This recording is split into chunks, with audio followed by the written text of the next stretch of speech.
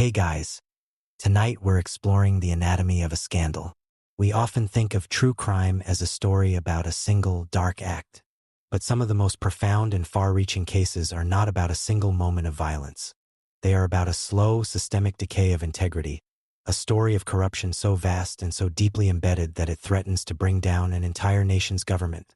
These are the stories that remind us that the most dangerous crimes are sometimes committed not with a weapon, but with a pen, a secret ledger, and a handshake in a smoke-filled room. The case we're delving into tonight begins not with a body, but with a series of seemingly unrelated political tremors.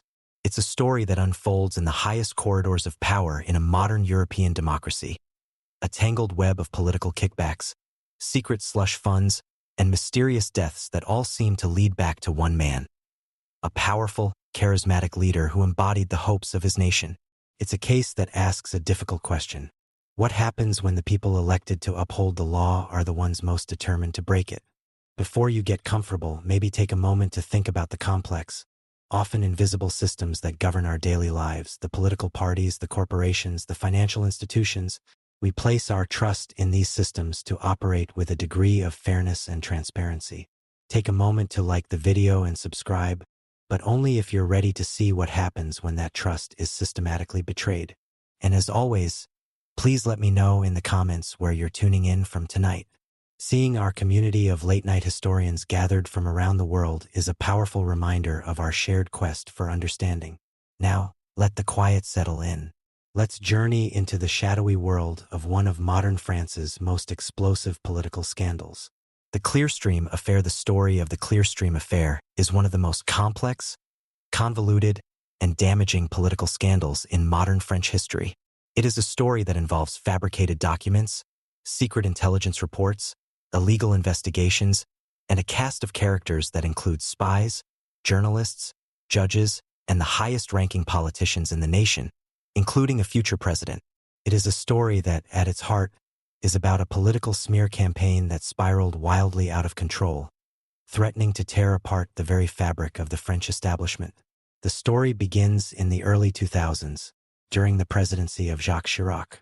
Within his own center-right political party, a bitter and intense rivalry was brewing between two men who both saw themselves as Chirac's natural successor. On one side was Dominique de Villepin, the aristocratic and eloquent prime minister. On the other was Nicolas Sarkozy, the ambitious and hard-charging interior minister. The two men despised each other, and their rivalry created a climate of paranoia and political backstabbing at the highest levels of the French government. It was in this toxic atmosphere that a secret and explosive document began to circulate. The document was a computer-generated list of names and bank account numbers. It was allegedly a list of secret, unlisted accounts held at a Luxembourg-based financial clearinghouse called Clearstream.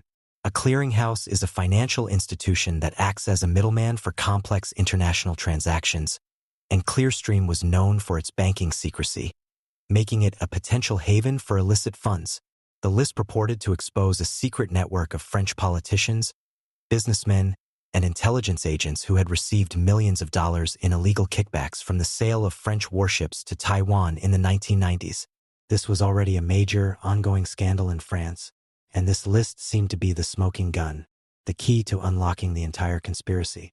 Among the names on this explosive list was one that stood out above all others: Nicolas Sarkozy. The list was first given to a French judge named Renaud van Ruymbeek in 2004. Van Ruymbeek was a renowned anti-corruption magistrate, known for his relentless pursuit of powerful figures. He received the list from a man named Jean-Louis Gergerin, a high-ranking executive at the European aerospace giant EADS. Gergerin claimed he had received the list from a trusted intelligence source and that he believed it to be authentic. He urged the judge to investigate.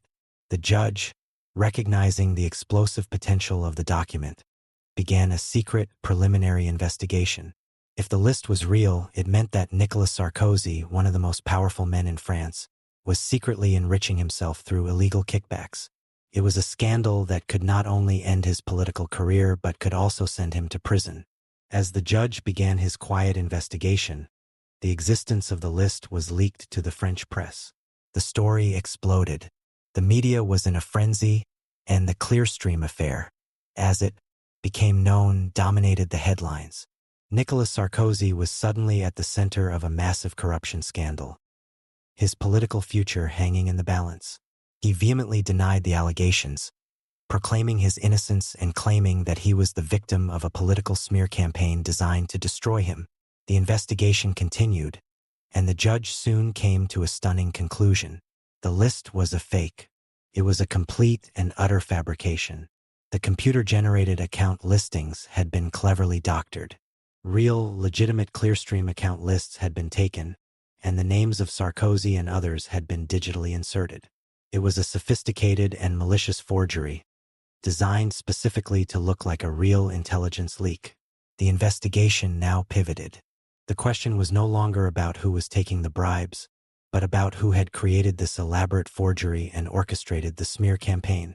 Who had the motive, the means, and the political cunning to create such a dangerous lie and feed it to the justice system and the press. The investigation into the source of the fake list led them back to the man who had first delivered it, Jean-Louis Gergerin. But Gergerin claimed he was just a conduit.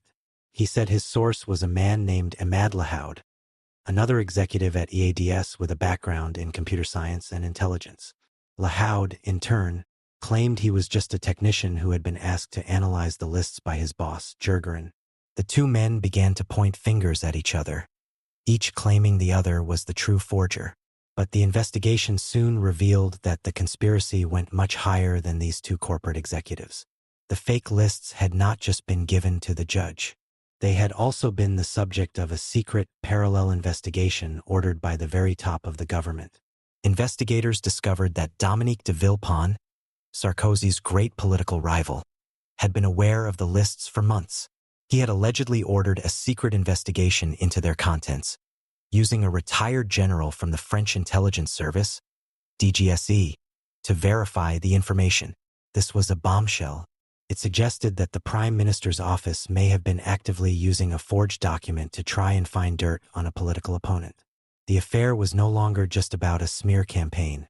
It was about a potential abuse of state power at the highest level. Had de Villepin known the lists were fake and used them anyway? Or was he, too, a victim of the deception? A man who had been duped by a clever forger? The Clearstream Affair had now evolved into a complex, multi-layered political thriller. It was a story about a bitter political rivalry, a sophisticated forgery, a secret intelligence operation, and a justice system that had been manipulated. The investigation was a journey into a hall of mirrors, a world of spies, politicians, and corporate executives, where every person had a different version of the truth and no one could be trusted. The case would ultimately lead to a series of high-profile trials, pitting a future president against a former prime minister, and would expose the dark, cynical, and often illegal machinations that can occur in the cutthroat world of high-stakes politics. The affair had started with a secret list, but it would end by exposing a secret war being fought in the heart of the French Republic. The revelation that Dominique de Villepin, the Prime Minister of France, had been aware of the fake Clearstream lists and had ordered a secret investigation into them transformed the scandal from a simple case of defamation into a full-blown state affair. The investigation now focused on a critical question. What did de Villepin know, and when did he know it? Was he a willing participant in a conspiracy to destroy his political rival, Nicolas Sarkozy, or was he a victim of a complex deception, a leader who had been misled by his own intelligence advisors? The key figure in this new phase of the investigation was General Philippe Rondat, the seasoned intelligence officer whom de Villepin had tasked with the secret inquiry. Rondat had kept meticulous, handwritten journals of his investigation, and these diaries became the central, explosive piece of evidence in the case. When the official investigating judge, Renaud van Ruymbeek, discovered the existence of these secret diaries, he ordered them to be seized. The diaries provided a stunning, behind-the-scenes look at the inner workings of the French government and the clandestine war being waged between the Sarkozy and de Villepin camps. Rondat's diaries detailed his meetings with de Villepin and other high-ranking officials. They revealed that de Villepin had a keen and persistent interest in the lists and the potential damage they could do to Sarkozy. Most damningly, Rondat had noted a direct meeting with then-President Jacques Chirac, during which Chirac had allegedly given his blessing to the secret investigation, instructing them to look into it. This suggested that the conspiracy reached the very highest office in the land, that the president himself may have been involved in an effort to use a secret and possibly illegal investigation to undermine a member of his own government. The investigation into the forgers, meanwhile, continued to focus on the two EADS executives, Jean-Louis Gergerin and Imad Lahoud. Their stories continued to contradict each other, each man painting the other as the mastermind. Lahoud, the computer expert, claimed he was just a pawn, a technician who had been manipulated by the powerful Gergerin. Gergerin, the high-ranking executive, claimed he was a patriotic whistleblower who had been duped by Lahoud, who he now believed was a rogue intelligence agent or a fabulist. The evidence seemed to point more strongly towards Imad Lahoud as the technical forger. He had the computer skills necessary to manipulate the lists, and investigators found evidence that he had a history of creating elaborate, self-serving fantasies. He was a man who seemed to live in a world of espionage and intrigue, much of it of his own creation. But the question of who had ordered him to create the forgeries remained the central mystery. Was he working for Gergerin, for de Villepin, or for some other unknown party? As the 2007 presidential election approached, the Clearstream Affair became the dominant political issue in France. Nicolas Sarkozy, who was now the front-runner for the presidency, masterfully used the scandal to his advantage. He portrayed himself as the victim of a vast, shadowy conspiracy, a cabal of old-guard politicians who were willing to use the most despicable and illegal methods to stop his rise to power. His supporters were outraged, and the scandal galvanized his political base. Dominique de Villepin, his reputation now tarnished by his association with the affair, saw his own presidential ambitions crumble. In 2007, Nicolas Sarkozy was elected president of France. His victory was, in many ways, a direct result of the failed smear campaign against him. The plot to destroy him had backfired spectacularly, and had instead propelled him to the nation's highest office. Now, as president, he was in a position to see that the investigation into the people who had tried to frame him was pursued with the full force of the law. The case finally went to trial in 2009. The trial was a piece of high political drama, a spectacle that captivated the nation. In the dock were the main alleged conspirators, Jean-Louis Gergerin, Imad Lahoud, and, most sensationally, the former Prime Minister of France, Dominique de Villepin. De Villepin was charged with complicity in slanderous denunciation, essentially accusing him of being a knowing participant in the plot to smear Sarkozy. The trial was a complex and often confusing affair, a deep dive into the murky world of French intelligence, corporate intrigue, and political backstabbing. The prosecution argued that de Villepin was the chief orchestrator of the plot, that he had known the lists were likely fake but had pushed for the secret investigation anyway, hoping it would derail his rival. They presented General Rondat's diaries as the key evidence of his malicious intent. De Villepin's defense was that he had acted as any responsible leader would. He claimed that when he was presented with information that suggested a high-level corruption scandal, it was his duty to investigate it, albeit discreetly. He insisted that he had been duped by Gergerin and Lahoud, and that he had no idea the lists were forgeries. He portrayed himself as a victim, a man who had been caught in the middle of a complex deception. He argued that the entire case against him was a political witch hunt, a form of revenge being orchestrated by his old rival, President Sarkozy. The trial became a public showdown between two of the most powerful and charismatic figures in French politics. Sarkozy himself took the unusual step of being a civil plaintiff in the case, making him a direct party to the trial against his former prime minister.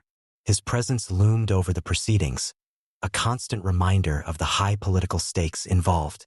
The key witnesses, Gergerin and Lahoud, continued to blame each other. The trial devolved into a confusing spectacle of accusations and counter-accusations, a hall of mirrors where the truth became almost impossible to discern. The verdict, when it came in January of 2010, was a mixed one. Imad Lahoud was convicted of forgery and slander and was sentenced to prison. Jean-Louis Gergerin was also convicted for his role in disseminating the fake lists. But in a stunning decision, the court acquitted Dominique de Villepin of all charges. The judges ruled that while his judgment may have been questionable, there was not enough concrete evidence to prove that he had knowingly participated in a criminal conspiracy. They concluded that he had been manipulated by the other players in the affair. For de Villepin, it was a moment of profound vindication. He had been cleared. For President Sarkozy, it was a bitter defeat. The man he believed had tried to destroy him had walked free. But the affair was not over. The prosecution, under pressure from the president's office, immediately announced that they would appeal the verdict against de Villepin. The legal and political battle that had consumed France for years was set for another round. The Clearstream Affair had laid bare the deep, bitter rivalries and the culture of backroom dealings that existed at the very heart of the French state. It was a scandal that had everything: forged documents, secret spies, corporate intrigue, and a political feud of epic proportions. It had exposed the willingness of powerful individuals to use the tools of the state, the intelligence services, and the justice system as weapons in their personal and political wars. The case had started with a simple, malicious lie, but it had grown into a national crisis that had shaken the foundations of the French Republic and had left a deep and lasting scar on its political culture. The acquittal of Dominique de Villepin in the first trial was a dramatic moment, but it was not the end of the story. The prosecution's decision to appeal meant that the legal and political saga would continue to cast a long shadow over French politics. The appeals trial, which took place in 2011, was largely a rerun of the first, with the same arguments and the same evidence being presented. And once again, de Villepin was acquitted. The courts definitively ruled that while he may have shown poor political judgment, he had not committed a crime. The long, bitter legal battle was finally over. The Clearstream Affair, however, left a lasting and complex legacy. It provided a rare, unvarnished look into the Francafrique system, a shadowy network of political, corporate, and intelligence connections that had governed France's relationship with its former African colonies for decades. The original kickback scandal involving the sale of warships to Taiwan, which had been the backdrop for the forged lists, was just one example of this kind of backroom dealing. The affair exposed a culture where secret commissions, slush funds, and clandestine operations were an accepted, if unspoken, part of doing business at the highest levels. The case also had a profound and damaging effect on the public's trust in its institutions. The idea that the Prime Minister's office could be using the state's intelligence services to conduct a secret, politically motivated investigation against another minister was deeply shocking to the French public. It revealed a level of cynicism and a willingness to abuse power that eroded faith in the integrity of the government. The justice system, too, was seen as having been manipulated, used as a tool in a political feud. For the individuals at the center of the storm, the consequences were life-altering. Nicolas Sarkozy, while ultimately victorious in his bid for the presidency, was forever marked by the affair. It cemented his reputation as a tough, combative politician who was willing to engage in brutal political warfare. His presidency was plagued by a series of other legal and ethical scandals, and the Clearstream Affair set the tone for a term that was often defined by conflict and controversy. He would go on to lose his re-election bid in 2012. Dominique de Villepin, despite his legal exoneration, saw his political career effectively ended by the scandal. The affair had tarnished his reputation, and he was never able to regain the political momentum he had once possessed. He remains a prominent public intellectual in France, but his dream of becoming president was a casualty of the Clearstream War. The two men at the heart of the forgery, Jean-Louis Gergerin and Ahmad Lahoud, were the ones who faced the most direct legal consequences. They were both convicted and served prison time for their roles in creating and disseminating the fake lists. But the ultimate question of their motives and who they were truly working for has never been fully answered. Was Gergerin a well-intentioned whistleblower who was duped by a manipulative subordinate? Or was he a key player in the conspiracy? Was Ahmad Lahoud a simple technician forced into a plot beyond his control? Or was he a willing forger, a fantasist who reveled in the world of espionage and deception? The truth is likely a complex mixture of all of these things. And what of General Rondat, the spy whose secret diaries blew the case wide open? He was never charged with any crime, as he was seen as an officer following the orders of his political superiors. But the affair brought an end to his long and distinguished career in French intelligence. His diaries, a meticulous record of his secret work, became one of the most famous and consequential documents in modern French political history, a private journal that inadvertently exposed the secrets of the state. The Clearstream Affair stands as a powerful cautionary tale about the dangers of political paranoia and the destructive nature of smear campaigns. It is a story about how a single, malicious lie, when injected into a system rife with suspicion and rivalry, can metastasize into a national crisis. The fake lists were a piece of political poison, and they contaminated everything they touched: the government, the justice system, the media, and the careers of some of the most powerful men in the country. The case is also a fascinating study in the nature of truth in the modern information age. It was a scandal that was born from a fabricated document, a piece of fake news, before the term was even popularized. It demonstrated how easily a convincing forgery, when laundered through credible sources, can be used to manipulate the media and the justice system. It highlighted the profound challenge of discerning truth from falsehood in a world where information can be so easily created and weaponized. Today, the Clearstream Affair is remembered as one of the defining political scandals of the 21st century in France. It is a story with no true heroes. It is a tale of ambition, revenge, and the abuse of power, a political drama that played out like a real-life spy thriller. The case may be legally closed, but the questions it raised about the health and integrity of the French democracy continue to resonate. It serves as a permanent, chilling reminder that even in the most established of democracies, the line between the legitimate functions of the state and the dark art of the political smear can be terrifyingly thin. The case of the missing princes in the Tower, the Clearstream Affair, is a modern story of political intrigue, a battle fought with forged documents and secret intelligence. But some of the most enduring mysteries of power are not about who will win the next election, but about who will wear the crown. This is a story that takes us back to the heart of medieval England, to a time of civil war, dynastic ambition, and brutal, bloody succession.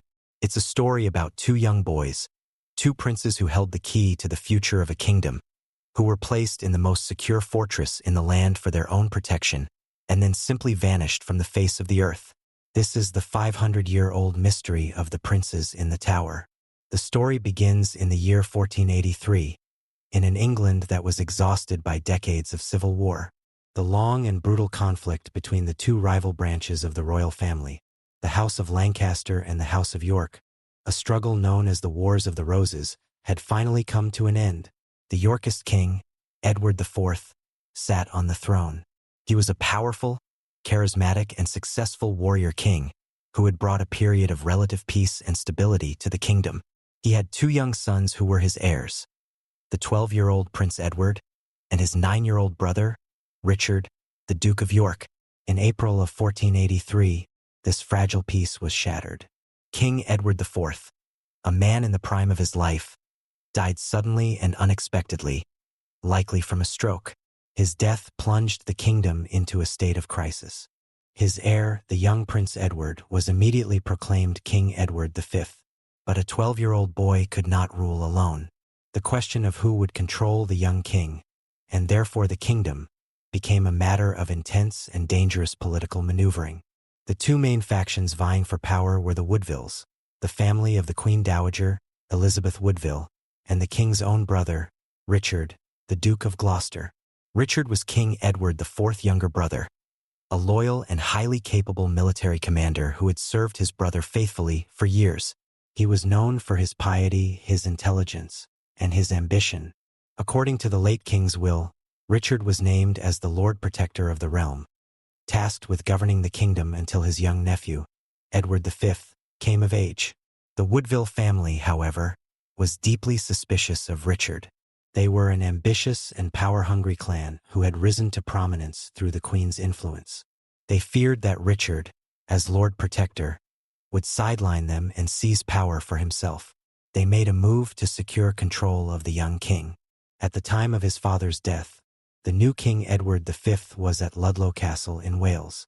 The Woodvilles immediately began to escort him to London for his coronation, hoping to have him crowned quickly, which would officially end Richard's protectorate. But Richard, the Duke of Gloucester, moved faster. He intercepted the young king's party on the road to London. He arrested the key members of the Woodville faction who were with the king, including the boy's uncle, and took his young nephew into his own protection. He then brought the young King Edward V to London and, as was tradition for a monarch awaiting their coronation, he housed him in the royal apartments at the Tower of London. At the time, the Tower was not just a prison. It was also a royal palace and the most secure fortress in the kingdom. Placing the young king there was seen as a standard and necessary procedure to ensure his safety. A short time later, Richard addressed the Parliament and argued that the young king's brother, 9-year-old Prince Richard, also needed to be brought to the Tower for his own safety and to keep his brother company. The Queen Dowager, Elizabeth Woodville, who had sought sanctuary at Westminster Abbey with her other children, was deeply reluctant. She feared that if both of her sons were in their uncle's custody, they would be completely at his mercy. But under immense political pressure, she was forced to relent. The young Prince Richard was taken from his mother's arms and escorted to the Tower to join his older brother. The two princes were now together, housed in the royal apartments, under the protection of their uncle, the Lord Protector. In the early summer of 1483, they were seen occasionally, playing in the gardens of the Tower, two young boys awaiting their coronation and their destiny. But then, as the summer wore on, the sightings became less and less frequent, and then they stopped altogether. The two most important children in England, the rightful king and his heir, had vanished from within the walls of the most secure fortress in the land. What happened next was a stunning and audacious political power play. While the princes were fading from public view, their uncle, Richard, began to make his move for the throne. He enlisted the help of his allies, who began to spread a shocking rumor that the late King Edward IV's marriage to Elizabeth Woodville had been invalid.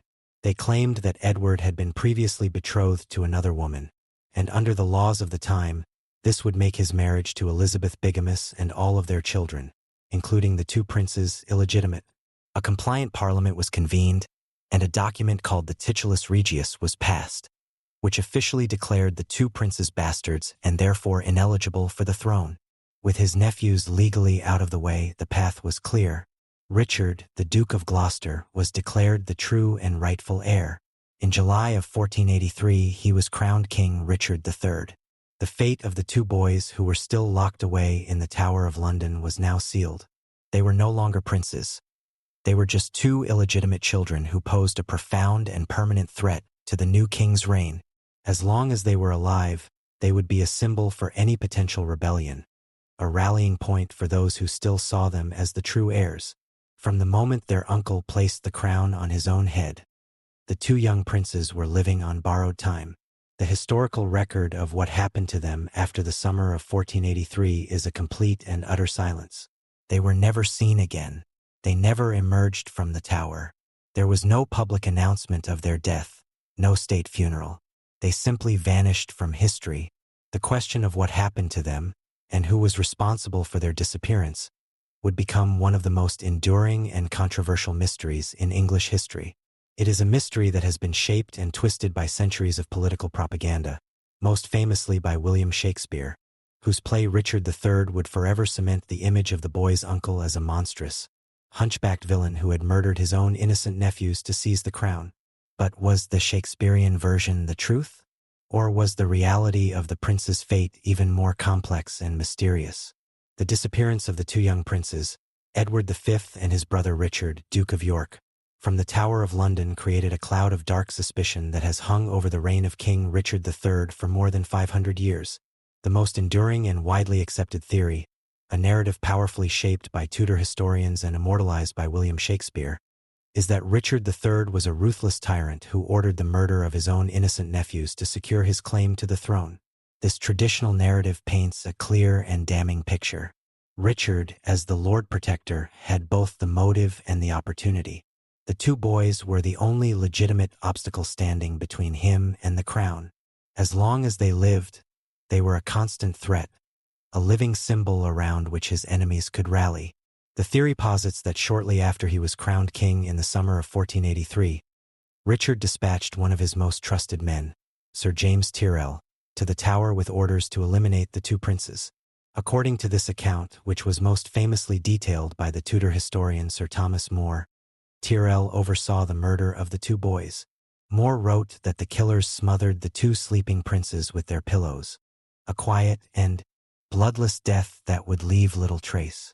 Their small bodies were then allegedly buried in a secret location within the massive fortress, their final resting place known only to a handful of conspirators. The evidence to support this theory is largely circumstantial but compelling. Richard certainly had the most to gain from the princes' deaths. His seizure of the throne was a legally and morally questionable act, and the continued existence of the rightful heirs made his reign inherently unstable. Furthermore, after the summer of 1483, there were no credible, independent sightings of the princes. They simply ceased to exist. While Richard never publicly acknowledged their deaths, he also never produced them to quell the growing rumors that he had murdered them. This silence was, to many, a tacit admission of guilt. The story was further cemented 2 years later, in 1485, when Richard III was defeated and killed at the Battle of Bosworth Field by Henry Tudor, who would go on to become King Henry VII. The Tudor dynasty had a vested interest in portraying Richard as a monstrous, illegitimate king. By painting him as a child killer, they could legitimize their own claim to the throne and unite the warring houses of York and Lancaster. The Tudor propaganda machine, including writers like Thomas More and, later, Shakespeare, created the enduring image of Richard III as a physically deformed, Machiavellian villain, a caricature that has dominated the popular imagination for centuries. A tantalizing piece of physical evidence that seems to support this theory was discovered nearly 200 years later. In 1674, during some renovation work at the Tower of London, a wooden chest was unearthed from beneath a staircase in the White Tower. Inside the chest were the skeletal remains of two small children, believed to be of the same approximate age as the two princes. The skeletons were given a royal burial in Westminster Abbey by order of King Charles II, who was convinced they were the remains of the murdered boys.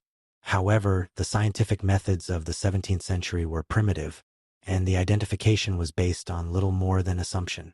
The bones were re-examined in 1933, and while the findings were consistent with the skeletons being the two princes, modern historians have pointed out that the 1933 examination was also flawed and cannot be considered conclusive.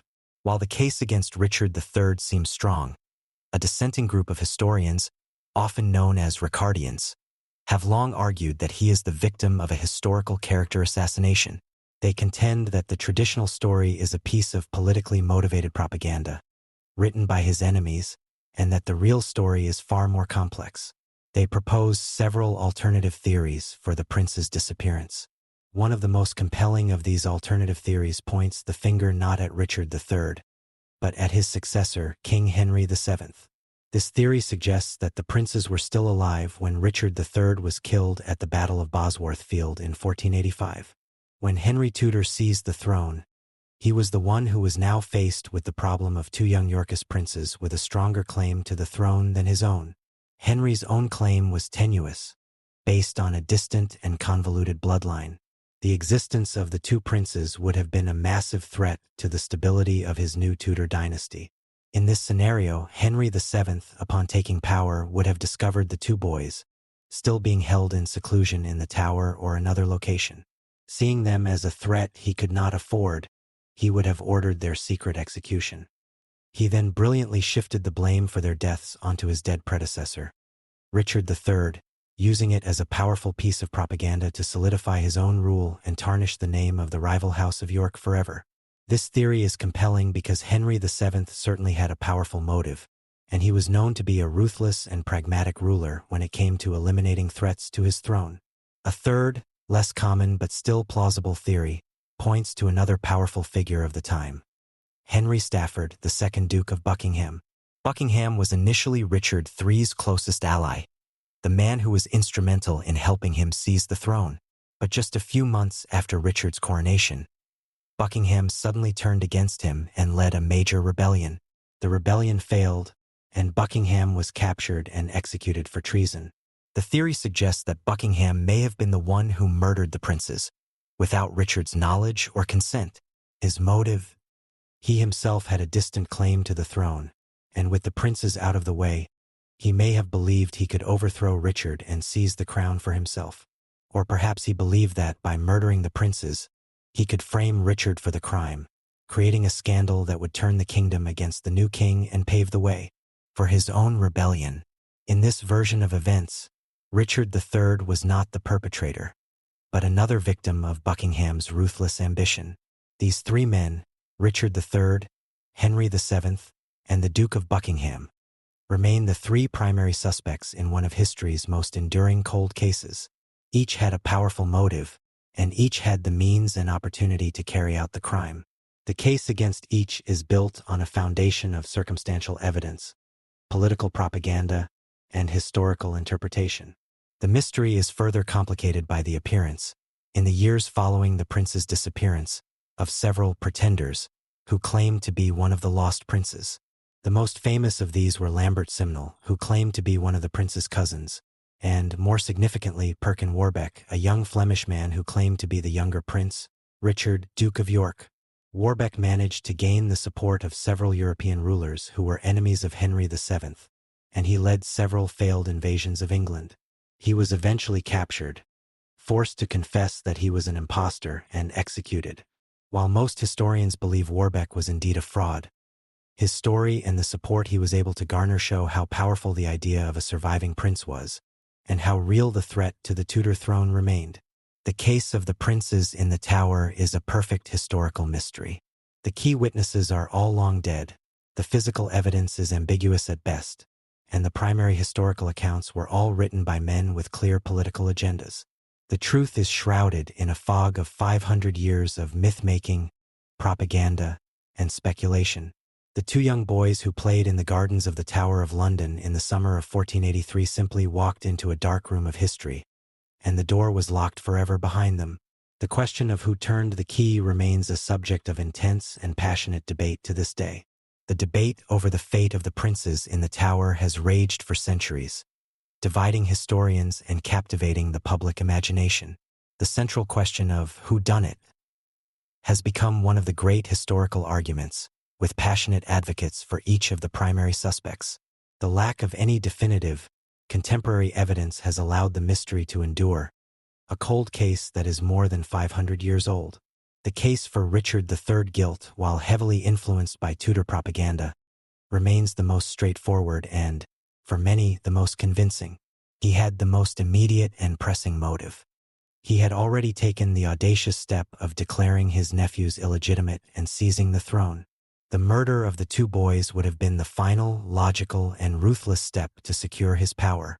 The fact that the boys disappeared from a fortress that was under his absolute control, and that he never produced them to quell the damaging rumors of their demise, is perhaps the most damning evidence against him. His silence speaks volumes. While modern Ricardians have worked hard to rehabilitate his image, portraying him as a loyal and wronged man, they have never been able to satisfactorily explain the simple, stark fact of the prince's disappearance on his watch. The case against Henry VII is more circumstantial but is built on a powerful understanding of political pragmatism. Henry's claim to the throne was weak, and the existence of two living Yorkist princes would have made his reign incredibly vulnerable. The pretenders like Perkin Warbeck proved how dangerous the idea of a surviving prince was to his new dynasty. It would have been politically expedient for Henry to eliminate any rival claimants upon taking power, and then to use the crime to blacken the name of his predecessor. This theory paints Henry not as a passionate monster, but as a cold, calculating politician, committing a necessary act of state-sponsored murder to secure his dynasty. The primary argument against this theory is the timing of the rumors. The stories of the prince's murder began to circulate in late 1483, 2 years before Henry came to power, suggesting that they were likely already dead by the time he took the throne. The Duke of Buckingham theory is perhaps the most intriguing, as it offers a third-man solution. Buckingham was ambitious, ruthless, and he certainly had the opportunity.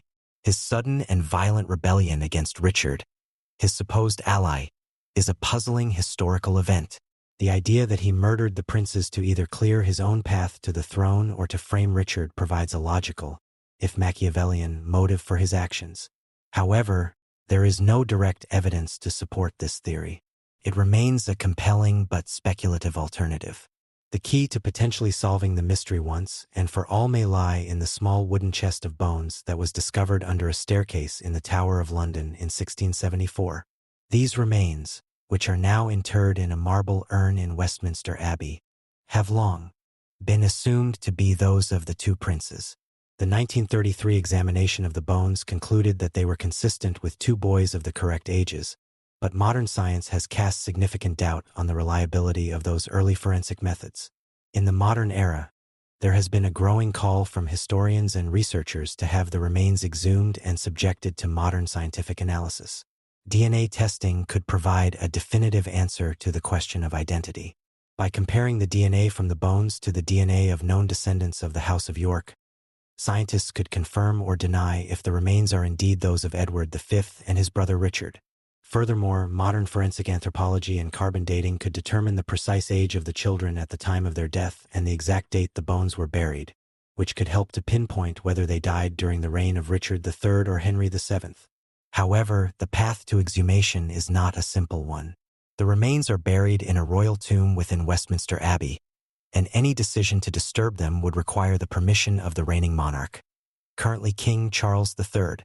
The royal family has, for centuries, been reluctant to grant such permission, citing the desire to let the boys rest in peace and the sanctity of a royal burial place.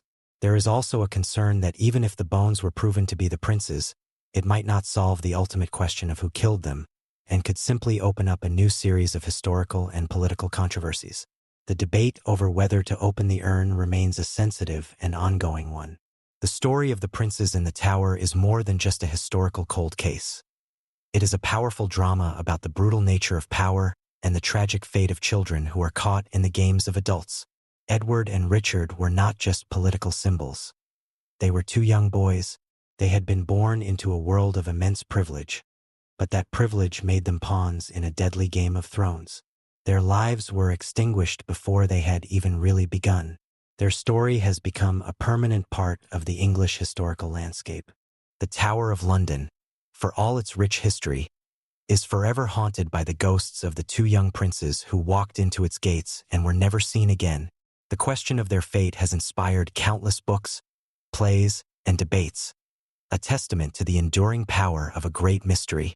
Until the day that science is allowed to examine the bones in Westminster Abbey, or until a long-lost document emerges from a dusty archive, the truth will remain shrouded in the fog of history. The case is a perfect illustration of how history is written by the victors. The Tudors won the war and they wrote the history, and in their version, Richard III is the villain. But the persistence of the mystery, the nagging doubts and the alternative theories, are a reminder that the official story is not always the whole story. The two lost princes are a silent testament to a dark secret that has been kept for over 500 years. A final, chilling mystery from the bloody and tumultuous heart of the Wars of the Roses. The Bog Bodies of Europe, the mystery of the princes in the tower, is a story preserved in historical texts and whispered rumors. A case where the physical evidence is locked away and largely inaccessible. But some historical mysteries are not found in archives. They are found in the earth itself. This is a story about a series of discoveries that have unearthed some of the most haunting and remarkably preserved human remains in the world. They are not just skeletons. They are people, their skin, hair, and even their final expressions frozen in time for over 2 millennia. They are the bog bodies of Northern Europe, and they are the silent witnesses to a series of ancient, ritualistic killings that continue to baffle and fascinate archaeologists and historians to this day. The story of the bog bodies begins not with a single discovery, but with a phenomenon. For centuries, across the peat bogs of Denmark, Germany, the Netherlands, Britain, and Ireland, farmers and peat cutters have been unearthing human remains. For a long time, these discoveries were often a source of local fear and superstition. The bodies were so well preserved by the unique chemistry of the bog, the cold, acidic, low-oxygen water, that they were often mistaken for recent murder victims. It wasn't until the advent of modern archaeology and radiocarbon dating that the true, staggering age of these remains was understood. Many of these individuals had died over 2,000 years ago, during the Iron Age of Europe. The peat bogs acted as a natural time capsule, The sphagnum moss that forms the bog releases acids into the water, and the lack of oxygen prevents the growth of bacteria that would normally cause decay. This unique environment effectively tans the human skin, preserving it like leather, and often preserves internal organs, hair, and even the contents of the victim's last meal. To look upon a bog body is to come face to face with a person from the distant past, their humanity shockingly, eerily intact. But these are not the remains of people who died of natural causes. The vast majority of the bog bodies that have been studied show clear and often horrific evidence of a violent death. They were not simply buried in the bog. They were executed and deposited there as part of a complex and mysterious ritual. The patterns of their deaths are remarkably consistent across hundreds of miles and hundreds of years. One of the most famous and remarkably preserved of these individuals is the Tolland man, discovered in Denmark in 1950. When he was found, he was so well preserved that the police initially believed he was a recent murder victim. But radiocarbon dating revealed he had died sometime in the 4th century BC, during the pre-Roman Iron Age. He was lying on his side in a fetal position, as if he were sleeping. His face is the most haunting part of his discovery. It is so perfectly preserved that you can see the stubble on his chin, the wrinkles around his eyes, and a serene, almost peaceful expression on his lips. But around his neck was the clear evidence of his violent end. A finely braided leather noose, pulled tight, the knot still resting behind his ear. He had been ritually hanged or strangled. An examination of his stomach contents revealed his last meal, a simple porridge of barley and seeds. He had been killed, and then carefully, perhaps even reverently, placed in the bog. Another famous discovery is the Grobel man, also found in Denmark. He is even more well-preserved than the Tolland man, though his facial expression is one of agony. His throat had been cut from ear to ear with a deep, precise slice.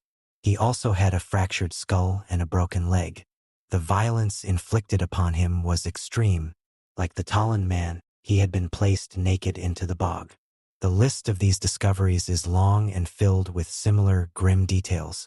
The Windeby girl, found in Germany, was a young girl who had been held underwater in the bog until she drowned. The Lindau man, found in England, was a high-status individual who had been bludgeoned, strangled, and had his throat cut in what archaeologists call a triple death, a form of ritual killing that is described in some ancient Celtic texts. The consistency of these killings across such a wide geographical area points to a shared set of cultural and religious beliefs among the Iron Age peoples of Northern Europe. The question that has haunted archaeologists for decades is, what were those beliefs, and why did they demand such a specific and brutal form of human sacrifice? The primary theory is that these individuals were ritual sacrifices to the gods. The bogs themselves were seen as sacred places, gateways to the otherworld or the homes of powerful deities. These were communities whose survival was deeply tied to the fertility of the land and the changing of the seasons. It is believed that these sacrifices were made to appease the gods, to ensure a good harvest, to secure victory in battle, or to ward off natural disasters. The people who were chosen for sacrifice were not necessarily criminals or outcasts. In fact, many of them, like the Lindau man, show signs of being high-status individuals. They were well-fed, and their hands showed no signs of hard manual labor. This suggests that they may have been priests, nobles, or even kings who were sacrificed for the good of their community. The serene expression on the face of the Tolland man has led some to speculate that he may have been a willing participant, a man who went to his death believing he was performing a sacred duty. The specific nature of the killings is also believed to be deeply symbolic. The triple death method, for example, may have been a way of offering a single sacrifice to 3 different gods simultaneously. The placement of the bodies in the bog, at the boundary between the earth and the water, was a way of delivering the offering to the chthonic or underworld deities. But there are other, darker theories as well. Some of the victims were found with physical disabilities or deformities, leading some researchers to believe that they were seen as special or touched by the gods, making them suitable offerings. Others were found with evidence of previous healed injuries, suggesting they may have been warriors captured in battle. Another theory posits that some of the victims may have been criminals or social outcasts, executed for their transgressions against the tribe. The bog was not just a place of sacrifice, but also a place of punishment, a way of not just killing a person, but of removing them from the community entirely, both physically and spiritually. The mystery of the bog bodies is a journey into a dark and powerful belief system that is almost completely lost to us. These Iron Age societies left behind no written records. All we have are the accounts of Roman historians like Tacitus, who described the barbarian tribes of the north as practitioners of human sacrifice, and the archaeological evidence itself. The bodies are our only direct link to the spiritual world of these ancient people. They are silent texts, their stories written in the manner of their death. The noose around the neck, the slice across the throat, the blow to the head. Each new discovery adds another piece to this ancient, gruesome puzzle. These are not just archaeological artifacts. They are individuals, people who lived, ate, and dreamed, and who met a violent and ritualized end. They are the faces of a forgotten religion, a world of powerful gods and dark sacrifices.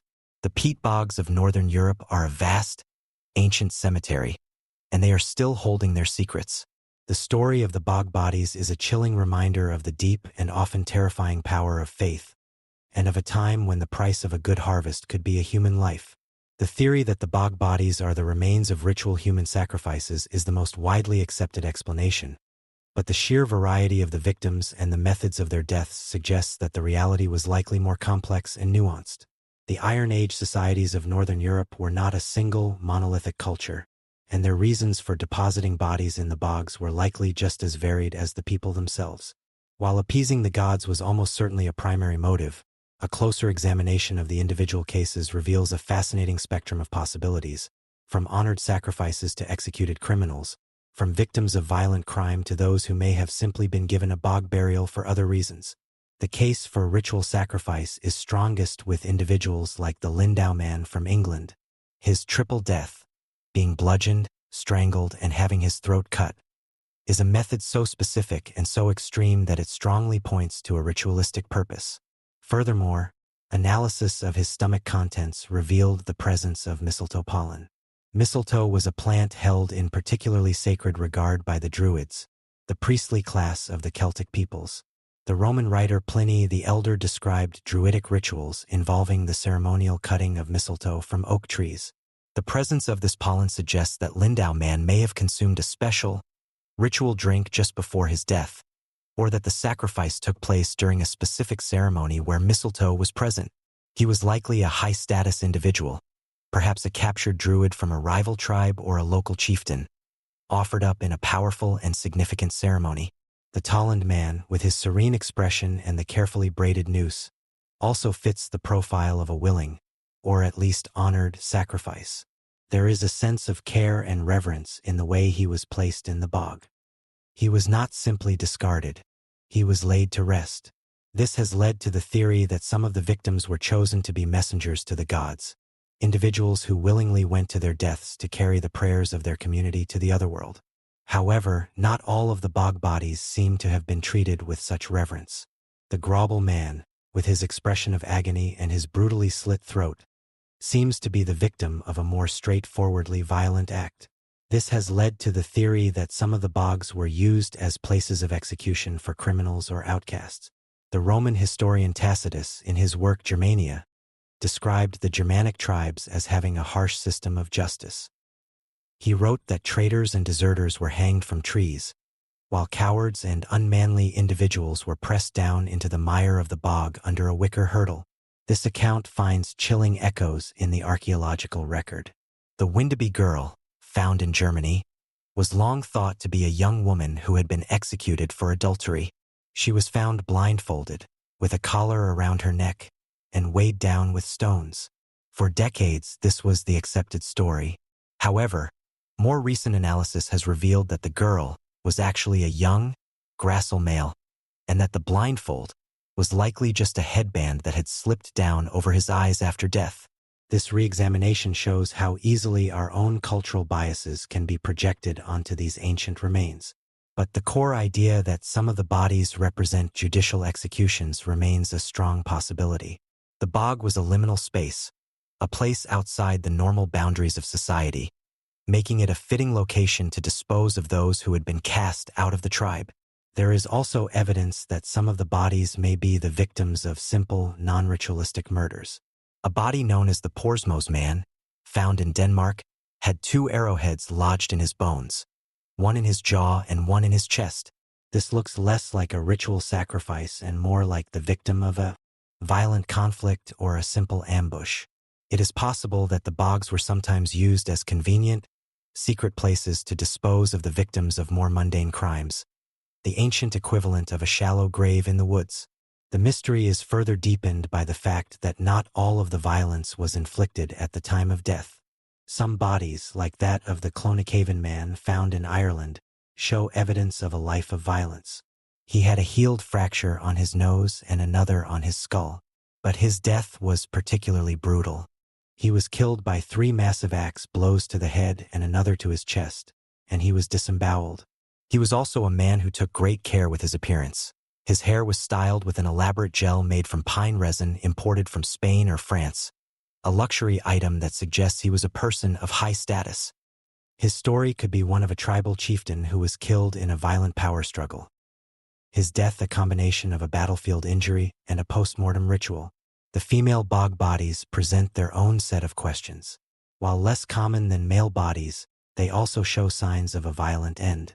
The Haraldskær woman, found in Denmark, was once believed to be the legendary Viking Queen Gunhild, who was said to have been drowned in a bog.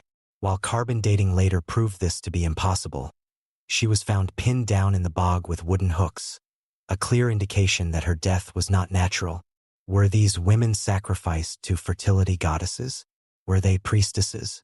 Or were they, like the Windaby girl was once thought to be, women who were punished for violating the social norms of their tribe? The study of the bog bodies is a constantly evolving field. Each new discovery and each new application of forensic science adds another layer to our understanding of these ancient people and their complex, often brutal world. The analysis of their stomach contents has given us unprecedented insight into the Iron Age diet. The study of the pollen found on their bodies can tell us the precise season in which they died, and the detailed examination of their wounds tells a grim story of their final moments. But for all that science can tell us, the central mystery remains. We can know how they died, but we can never truly know why. The beliefs, the fears, and the social structures that govern their world are lost to us. We are left to interpret the silent evidence they have left behind, to try and read the stories written on their remarkably preserved skin. These bodies are a powerful and unsettling bridge to the distant past. They challenge our modern sensibilities and force us to confront the reality of a world where life was precarious and the favor of the gods was a matter of life and death. They are not just archaeological specimens. They are individuals. The Talon man with his peaceful face, the Grobel man with his silent scream, the Lindau man with his noble sacrifice. They are the permanent, haunting residents of the bogs. Their bodies held in a state of perfect preservation. Their secrets held for all time. They are the silent witnesses to a forgotten age. Their stories waiting to be unearthed from the dark, acidic waters of the peat. The ongoing study of Europe's bog bodies is a field that continually pushes the boundaries of archaeology, blending cutting-edge forensic science with historical interpretation and anthropological theory. The questions surrounding these silent figures from the past are so profound that they have attracted a wide range of experts, each bringing a new lens through which to view the mystery. One of the most significant modern advancements has been the use of advanced imaging techniques, like CT scans and MRI. These non-invasive methods allow scientists to look inside the bodies without having to perform a destructive autopsy. They can create detailed, three-dimensional models of the bones and internal organs, revealing hidden traumas and health conditions. For example, a CT scan of the Talon man revealed that while he was hanged, his neck was not broken. This confirms he died from strangulation or asphyxiation, a slower and more intimate form of killing than a quick, neck-snapping hanging. This detail points more strongly to a ritualistic purpose, a controlled and deliberate act, rather than a simple execution. Isotopic analysis of hair, teeth, and bones has also provided a wealth of new information. By analyzing the chemical isotopes present in the remains, scientists can determine a surprising amount about a person's life. They can learn about their diet, whether they ate mostly land-based or marine-based foods. More remarkably, they can trace a person's geographical movements.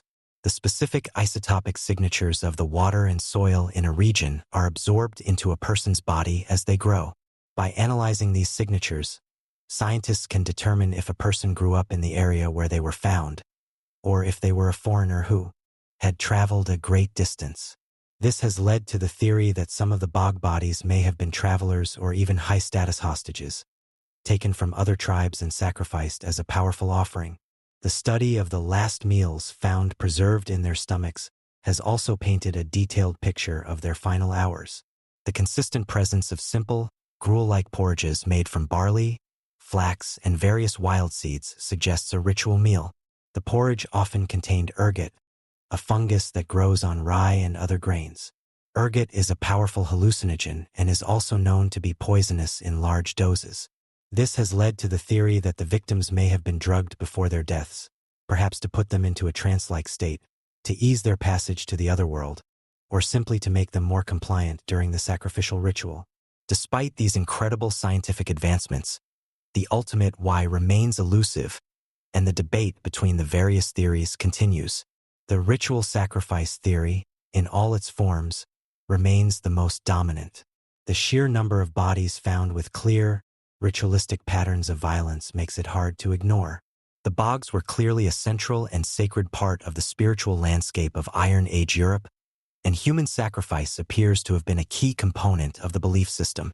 However, the criminal execution theory also remains a strong contender, particularly for certain cases. It is entirely possible that the bogs served a dual purpose, as both a sacred site for offerings and a desolate place for punishment. The two are not mutually exclusive. A criminal executed for a serious crime could have been seen as a kind of offering to the gods of justice. The ongoing nature of these discoveries is also a key part of the story.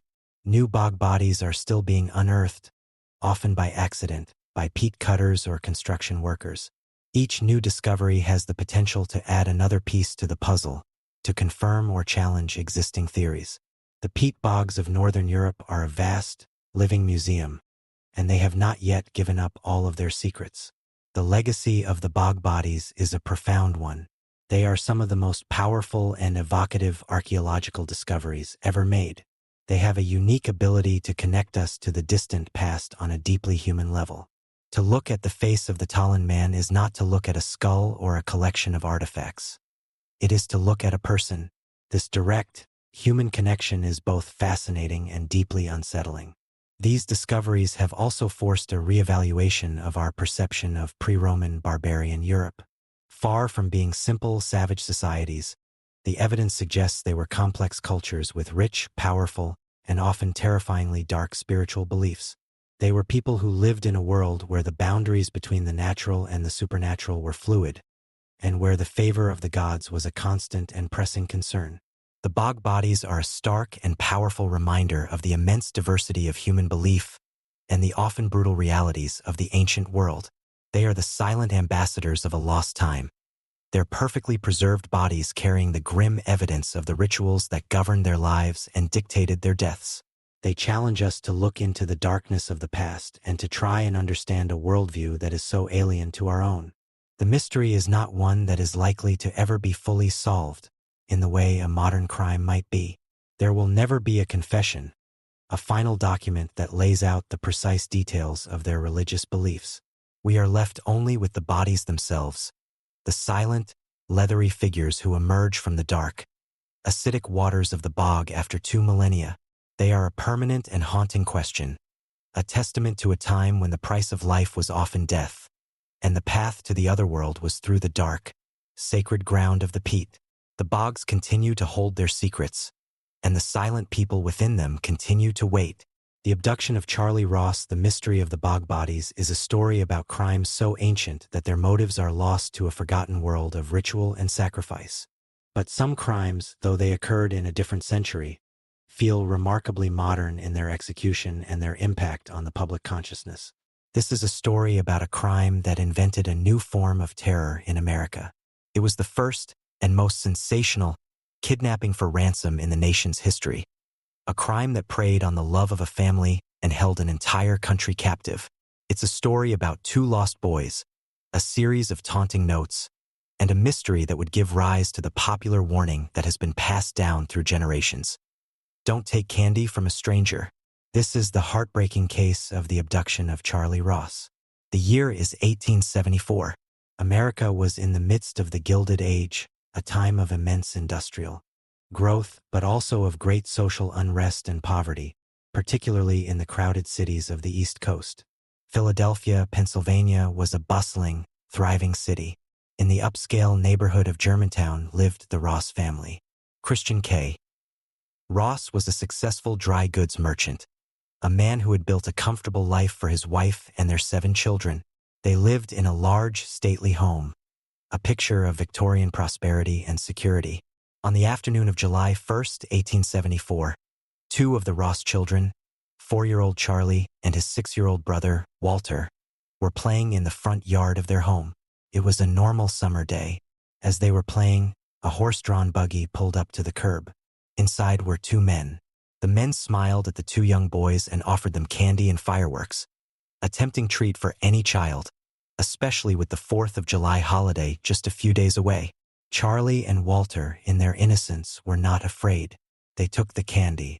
The men then made another offer. They told the boys that if they got in the buggy, they would take them on a ride to the store to buy even more candy and fireworks. Walter, the older brother, was hesitant, but little Charley was excited by the promise of more treats. He eagerly climbed into the buggy. Walter, not wanting to be left behind, followed his younger brother.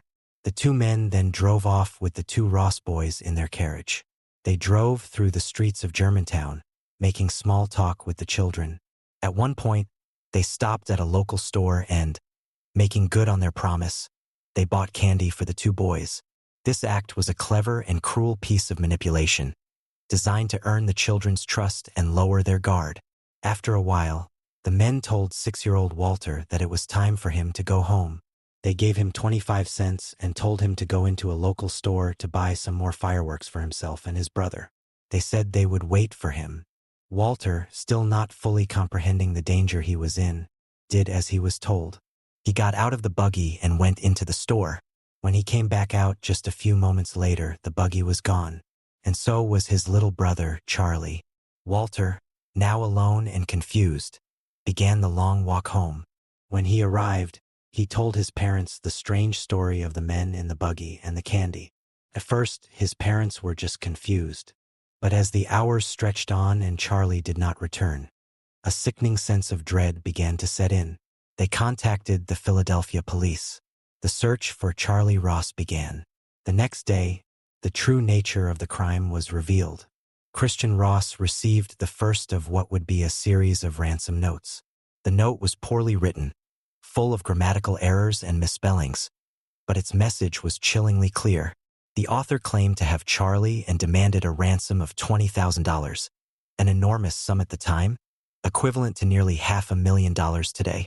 The note was filled with threats, warning Ross not to involve the police and promising that if he did, he would never see his son again. "If you put police on our track," the note read, "you will never see your child again." The abduction of Charley Ross immediately became a national sensation. This was a new and terrifying kind of crime for America. While kidnappings had occurred before, they were usually part of personal disputes or custody battles. The idea of a child being stolen from their own front yard by complete strangers for the sole purpose of financial extortion was a crime that struck at the very heart of the American family. The case was front-page news in every newspaper from New York to San Francisco. The entire nation was captivated and horrified by the story of the lost boy. Christian Ross was now in an impossible position. He was a wealthy man, and he was desperate to get his son back. But he was also being advised by the police, who were eager to catch the kidnappers. The case became a complex and frustrating negotiation between a grieving father and a series of taunting, anonymous letters. Over the next several weeks, Ross would receive more than 20 letters from the kidnappers. They communicated through a series of personal ads placed in the newspapers, creating a strange, public dialogue between the father and his son's captors. The letters were a cruel psychological game. The kidnappers would set up a time and place for a ransom drop, but then they would fail to show up. They would demand that Ross prove he was not working with the police. They seemed to be toying with him, reveling in the power they held over him and his family.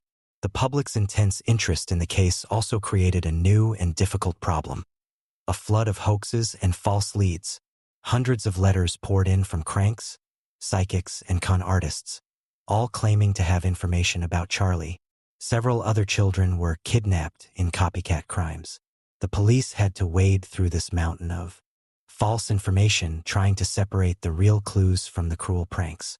The most famous and enduring legacy of this public fascination was the creation of a new American idiom. As the story of Charley Ross spread, parents across the country began to use his story to warn their own children about the dangers of accepting gifts from strangers. The story of the two men in the buggy with the candy became the basis for the cautionary phrase that has been passed down through generations: never take candy from a stranger. While the police and Christian Ross were engaged in their frustrating, long-distance negotiation with the kidnappers, a separate investigation was underway. The police were trying to identify the two men in the buggy. They had a description from Walter Ross, but it was the vague description of a small child. The investigation seemed to be going nowhere. Then, a break came from an unexpected place. The police in New York City arrested two criminals, a man named Bill Mosher and his partner, Joe Douglas, after a botched burglary attempt. During the burglary, Mosher was shot and mortally wounded. In his final moments, as he lay dying, he made a stunning confession to the police. He told them that he and his partner, Joe Douglas, were the ones who had kidnapped Charley Ross. It was the breakthrough the police had been waiting for, but it was also a tragic one. Mosher died before he could tell them where Charley was. The only person left who knew the boy's location was his partner, Joe Douglas. The entire focus of the investigation now turned to Douglas. He was the only person alive who held the key to the mystery.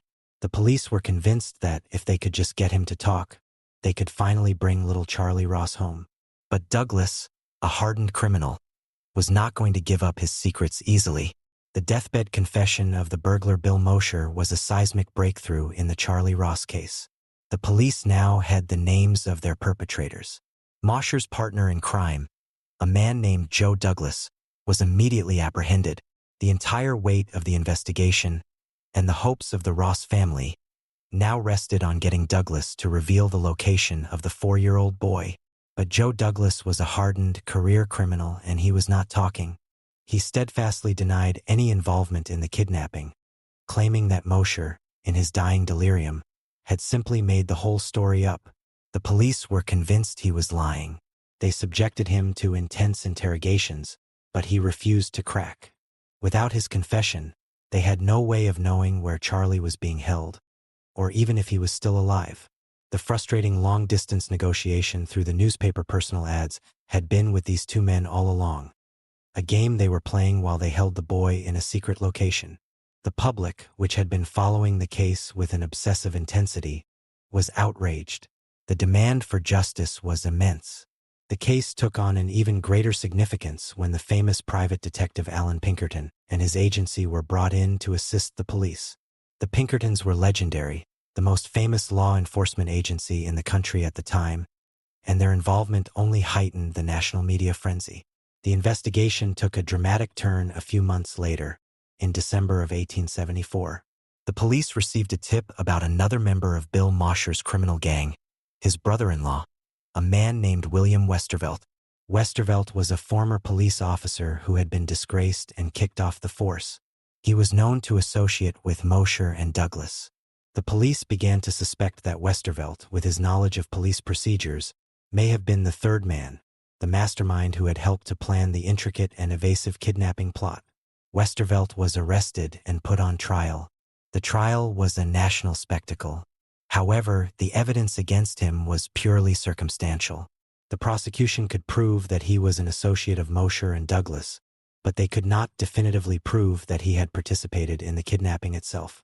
Joe Douglas, still maintaining his own innocence, refused to testify against him. After a long and highly publicized trial, William Westervelt was acquitted of the kidnapping. He was, however, convicted of a lesser charge of conspiracy and served several years in prison. His true role in the affair, if any, remains a subject of historical debate. With Westervelt's trial ending without a resolution, the focus returned once more to Joe Douglas, the only man left who knew the truth. But Douglas remained defiant, refusing to cooperate. The police had no leverage over him. The trail to Charley Ross had gone completely cold. The Ross family, however, refused to give up hope. Christian Ross spent the rest of his life, and the entirety of his family's fortune, searching for his lost son. The case of Charley Ross became one of the first missing child cases to be publicized on a massive scale. His face was one of the first to appear on posters and, later, on milk cartons. The phrase "America's Lost Child" was coined to describe him. The widespread publicity created a new and heartbreaking phenomenon: the emergence of dozens, and eventually hundreds, of false Charlies. All across the country, for the next several decades, boys and young men would either be brought forward by hopeful authorities or would come forward themselves, claiming to be the long-lost Charley Ross. Each new claim would bring a fresh wave of hope for the aging Christian and Lucy Ross, a hope that would be cruelly dashed each time. Christian Ross would travel across the country to meet these potential claimants. He would examine them, looking for a series of small, distinctive scars that he knew his son had. One by one, each claimant was proven to be an imposter, either a delusional individual or a cruel con artist seeking to claim a portion of the Ross family fortune. This series of false hopes was a form of psychological torture for the family, a wound that was reopened again and again. One of the most famous of these claimants was a man named Gustav Blair, who came forward in the 1930s, long after Christian and Lucy Ross had died. Blair, an elderly carpenter, claimed that he was Charley Ross and that he had suppressed the memories of his childhood abduction for decades. He wrote a book about his alleged experiences and was able to convince many people, including some of the surviving Ross family relatives, that he was the real thing. He even had some scars that seemed to match the descriptions. However, his story was full of inconsistencies, and most historians and investigators have concluded that he, too, was an imposter. The legacy of the Charley Ross case is profound. It was a crime that fundamentally changed the relationship between the media, the public, and criminal justice in America. It was the first time that the media was used on such a massive scale to aid in a manhunt and to publicize the face of a missing child. The case created a new national anxiety about stranger danger and led to a permanent shift in American parenting, ushering in an era of greater caution and supervision. The simple, innocent act of a child talking to a stranger was now seen as a potentially fatal risk. The case also highlighted the limitations of 19th-century law enforcement. The police were simply unequipped to deal with a crime of this nature. They had no centralized system for sharing information, no federal agency like the FBI to coordinate a national investigation, and no forensic tools to analyze evidence. The kidnappers were able to operate with a level of anonymity that would be much more difficult in the modern era. But the central and most heartbreaking mystery of the case has always remained. What really happened to Charley Ross? Did Mosher and Douglas kill him shortly after the kidnapping, once they realized the police were involved and the ransom plot had failed? This is the most likely and most tragic scenario. The kidnappers, panicking and seeing the boy as a liability who could identify them, likely murdered him and disposed of his body in a secret location where it would never be found. In this version of events, Joe Douglas's steadfast refusal to talk was a simple act of self-preservation, a refusal to admit to a capital murder. However, there are other, more hopeful, if less likely, theories. Is it possible that the kidnappers, not wanting to be murderers, sold Charley to another family? In the 19th century, there was a thriving black market for children, and it's possible that Charley was sold into a new life under a new name. This would mean that he grew up, lived a full life, and likely never knew his true identity. In this scenario, one of the many false Charleys who came forward over the years could, theoretically, have been the real one, unable to prove his identity due to the passage of time and the lack of scientific proof. The story of Charley Ross is a tragedy that operates on multiple levels. It is the story of a family's unbearable loss, of a father who spent his life and his fortune on a futile quest. It is the story of a nation's loss of innocence, a moment when the fear of the anonymous stranger entered the American home. And it is the story of a little boy who, for the price of a piece of candy, was stolen from his life and became a permanent, ghostly figure in American history. His body was never found, and his fate remains a mystery, a final, silent testament to the crime that taught a nation to be afraid. The long and fruitless search for Charley Ross and the subsequent trials and acquittals left the case in a state of permanent, frustrating limbo, with Bill Mosher dead and Joe Douglas and William Westervelt refusing to provide any credible information. The trail to the lost boy went completely cold. The only thing left was the enduring pain of the Ross family and the profound impact the crime had on American culture. Christian Ross, the patriarch of the family, never recovered from the loss of his son. The kidnapping consumed him. He poured his entire personal fortune, estimated to be around $60,000, a vast sum for the era, into the search. He hired private detectives, including the famed Pinkertons, printed and distributed hundreds of thousands of flyers and posters, and traveled thousands of miles to investigate potential sightings and interview claimants. His relentless quest became a national symbol of a father's love and determination. However, the financial and emotional toll was immense. The search eventually bankrupted him, and he died a man broken by grief and a sense of failure, having never found his son. The case also had a profound and lasting effect on Charley's older brother, Walter, the boy who had been in the buggy and had been sent into the store. Walter lived his entire life under the shadow of his brother's abduction. He was the primary witness, the one who had seen the faces of the kidnappers, and he was forced to relive the trauma of that day again and again, in police interviews and in his own mind. He carried a heavy burden of guilt, a child's sense of responsibility for having left his younger brother alone in the carriage. The event shaped the entire course of his life, and he, too, continued the search long after his father had passed away. The Charley Ross case is significant not just for its emotional impact, but for its role in shaping the very landscape of American law and society. The crime was a catalyst for change. It exposed the deep flaws and limitations of the decentralized 19th-century law enforcement system. The inability of local police forces to coordinate a national manhunt highlighted the need for a more centralized, federal approach to crime, a need that would eventually lead to the creation of the FBI. The legal concept of kidnapping for ransom was also not well defined in American law at the time. The Ross case forced state legislatures across the country to enact new, harsher laws specifically targeting this type of crime, often referred to as Lindbergh laws, after the even more famous kidnapping that would occur decades later. The idea that stealing a person for money was a crime deserving of the most severe punishment became firmly entrenched in the American legal system as a direct result of Charley's abduction. But the most pervasive legacy of the case is a cultural one. The story of Charley Ross became a modern American folktale, a cautionary story told by parents to their children for generations. The simple, terrifying narrative of a child being lured away by strangers with the promise of candy became the "You Are" story of stranger danger. It created a new cultural anxiety, a fear that the safe, familiar world of the front yard was, in fact, a place of potential peril. This fear, while born from a real and tragic event, also had the effect of fundamentally changing the nature of American childhood, ushering in an era of greater supervision and diminished freedom. So what is the most likely truth about Charley Ross's fate? The overwhelming consensus among historians and criminologists is the most tragic one, that he was murdered by his captors shortly after the kidnapping. Mosher and Douglas were professional criminals, but they were amateurs when it came to kidnapping.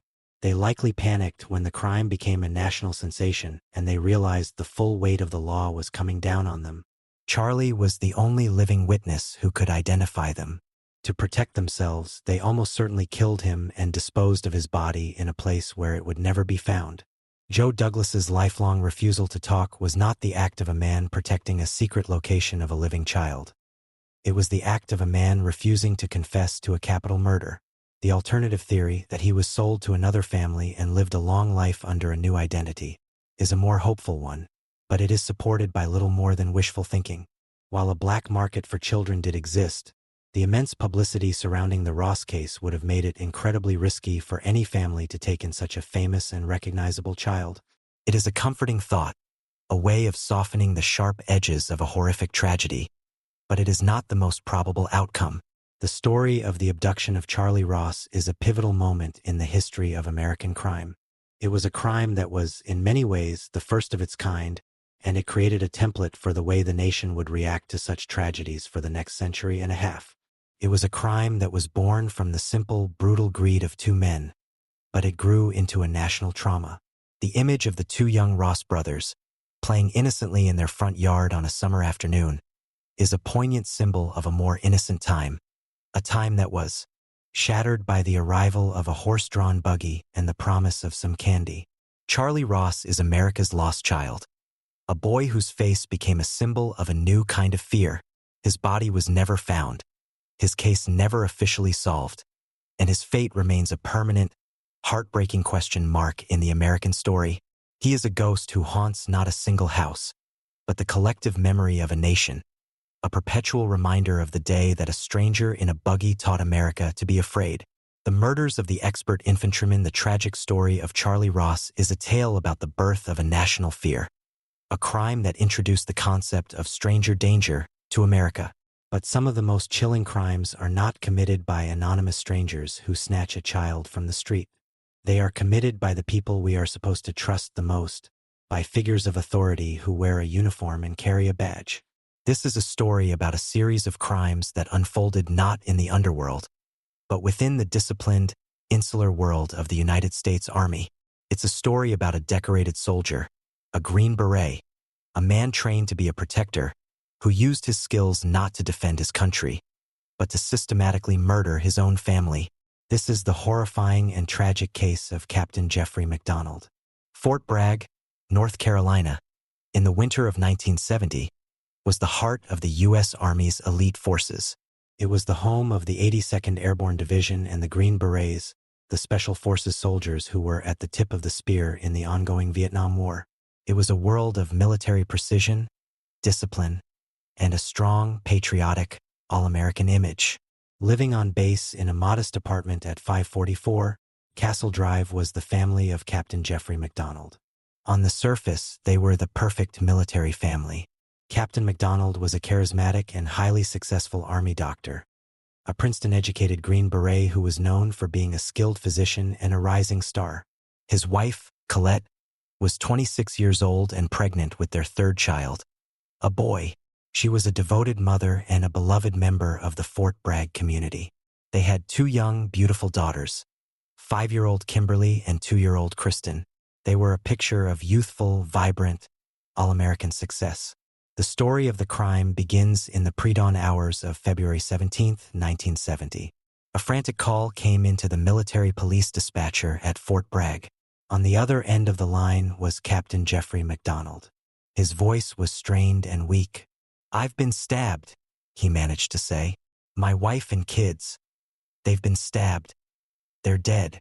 Military police and paramedics were immediately dispatched to 544 Castle Drive. When they arrived, they were met with a scene of almost unimaginable horror. The small apartment was a bloodbath. In the master bedroom, they found the body of Colette McDonald. She had been brutally beaten with a blunt object and stabbed dozens of times with 2 different weapons, a knife and an ice pick. She was lying on her back, a bloody copy of Esquire magazine resting on her chest. In the children's bedrooms, the horror was compounded. 5-year-old Kimberly was found in her bed, also bludgeoned and stabbed to death. 2-year-old Kristen was found in her bed, stabbed multiple times. The word pig was scrawled in blood on the headboard of the master bed, a chilling and deliberate echo of the infamous Manson family murders, which had shocked the nation just 6 months earlier. The only survivor was Captain McDonald himself. He was found lying on the floor next to his wife's body, conscious but injured. He had a stab wound to his chest that had caused one of his lungs to collapse, as well as several smaller cuts and bruises. He was immediately rushed to the base hospital. From his hospital bed, McDonald told investigators a harrowing story of a home invasion. He claimed that he had been asleep on the living room couch when he was awakened by his wife's screams. He said he was immediately attacked by a group of 4 intruders, 3 men, 2 white and 1 black, and a white woman. He described the woman as having long, blonde hair, wearing a floppy hat, and carrying a candle while chanting "Acid is groovy. Kill the pigs." He said he fought back heroically, struggling with the intruders in the living room. He claimed that during the struggle, he was stabbed with an ice pick and knocked unconscious. When he came to, he said he found his home in a state of horrific carnage and his entire family dead. His story was a terrifying one, a narrative that seemed to tap directly into the counterculture fears of the era. The details about the hippie intruders and the word pig, scrawled in blood, seemed to be a clear attempt to link the crime to a Manson-style cult killing. The Army's Criminal Investigation Division, CID, immediately launched a massive investigation. At first, they took McDonald's story at face value. They were looking for a gang of drug-crazed hippies. The idea that a respected Green Beret captain could be responsible for such a monstrous act was almost unthinkable. They even located a potential suspect for the woman in the floppy hat, a local woman named Helena Stokely, who was a known drug addict and police informant and who bore a resemblance to McDonald's description. But as the investigators began to process the physical evidence from the crime scene, a new and deeply disturbing narrative began to emerge. The evidence did not seem to support McDonald's story of a violent, chaotic struggle with 4 intruders. In fact, it seemed to directly contradict it. The crime scene, while horrific, was strangely contained. The living room, where McDonald claimed the violent struggle had taken place, was in a state of almost perfect order. A coffee table was overturned, but there were very few signs of a life-or-death battle. A magazine rack was undisturbed. The damage seemed almost staged. The nature of the victim's injuries was also inconsistent with McDonald's account. The attacks on his wife and children were incredibly brutal and frenzied, acts of extreme personal rage. In contrast, McDonald's own injuries, while serious, were described by some of the doctors who treated him as clean and surgically precise. His single chest wound was a clean puncture, not the kind of ragged, defensive wound one would expect from a violent struggle. His other cuts were superficial. It seemed highly improbable that 4 armed, drug-crazed intruders could have inflicted such massive, overkill violence on the 3 female victims while leaving the strong, athletic Green Beret with relatively minor injuries. The forensic evidence from the apartment also began to tell a damning story. Fibers from McDonald's own pajama top were found under the fingernails of his wife, Colette, suggesting she had been fighting back against him. The same fibers were also found clutched in the hand of his daughter, Kristen. Most damningly, fibers from his pajama top were found underneath the bodies of all 3 victims. But the pajama top itself, which had over 48 ice pick holes in it, was found neatly folded on his chest. This suggested that he had placed the torn garment on himself after the murders had already occurred. The blood evidence was also highly suspicious. The blood types of all 4 family members were found mixed together throughout the apartment, but there was no blood evidence of any 5th, 6th, 7th, or 8th person. The 4 alleged intruders. The bloody word pig on the headboard was written with Colette's blood, but it was written in a way that suggested the writer was not in a state of frenzied rage, but was writing carefully. A picture began to form for the investigators, a picture that was far more horrifying than a random home invasion. They came to believe that there had been no intruders. The killer had been inside the house all along. They believed that Jeffrey McDonald himself had committed the murders. The theory was that an argument had broken out between McDonald and his wife, perhaps over his infidelity or some other domestic issue. The argument had escalated into an act of explosive, uncontrollable rage. He had killed Colette, and then, to eliminate all witnesses, he had systematically murdered his 2 young daughters. He had then staged the crime scene, inflicting minor injuries upon himself and inventing the story of the hippie intruders to cover his tracks, deliberately using the details of the recent Manson murders to create a plausible, if sensational, alternative narrative. The Army, faced with this overwhelming physical evidence, made a stunning decision. In April of 1970, just 2 months after the murders, they officially charged their own decorated Green Beret captain with the murders of his wife and 2 children. The hero had become the monster, and the case that had started as a hunt for a gang of hippie killers had now become a trial of one of their own. The decision by the U.S. Army to charge Captain Jeffrey McDonald with the murders of his family was a shocking development that divided public opinion and set the stage for one of the most complex and long-running legal battles in American history. The case was no longer a simple whodunit. It was a battle of two competing narratives, each with its own set of compelling evidence and passionate believers.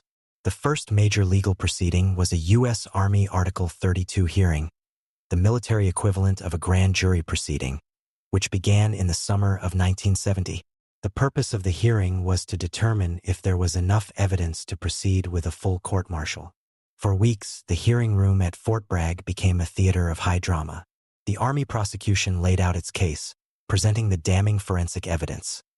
The pajama top fibers found under the victim's fingernails and beneath their bodies, the suspicious nature of McDonald's own wounds, the neatly staged crime scene, and the lack of any evidence of intruders.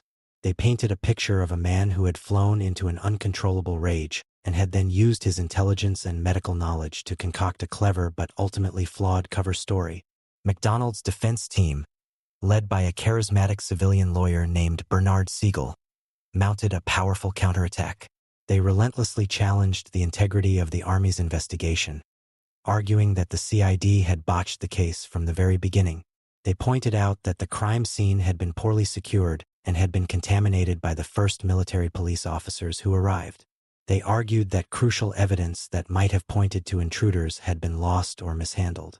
The defense's most powerful witness was McDonald himself.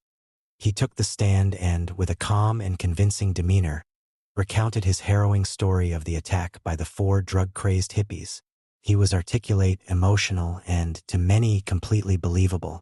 He was the grieving husband and father, the hero Green Beret who had fought valiantly to save his family. The defense also presented evidence that seemed to support his story.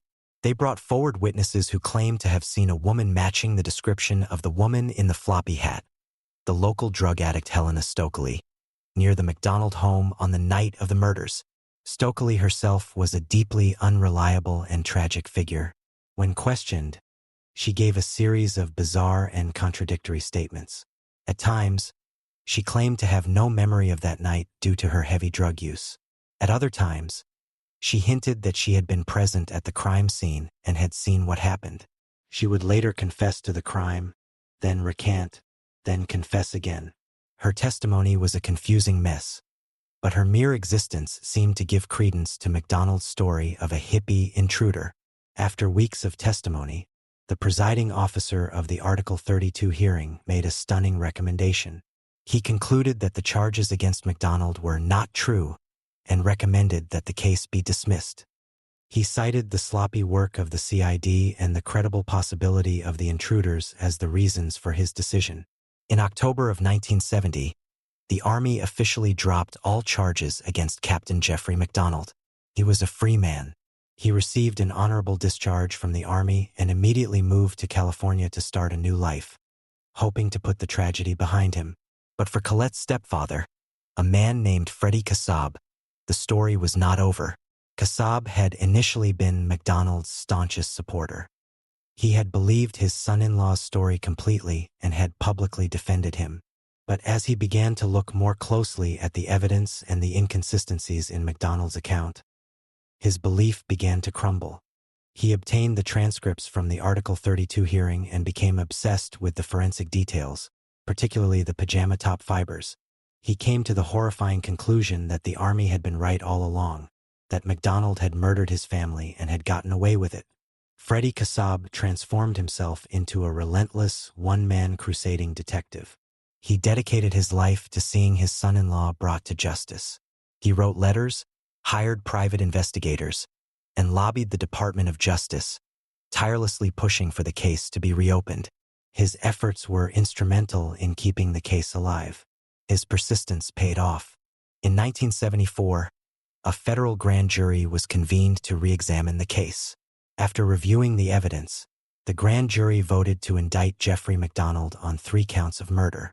The legal battle was on again, but this time it would be in a civilian federal court. The trial of Jeffrey MacDonald finally began in the summer of 1979 in Raleigh, North Carolina, nearly a decade after the murders. The trial was a national media sensation, a legal drama that captivated the country. It was essentially a replay of the Article 32 hearing, but with higher stakes and a new set of lawyers. The prosecution, led by a sharp and tenacious prosecutor named James Blackburn, presented the same powerful forensic case that the Army had presented years earlier. They meticulously walked the jury through the evidence of the pajama top, the nature of the wounds, the staged crime scene, and the lack of any evidence of intruders.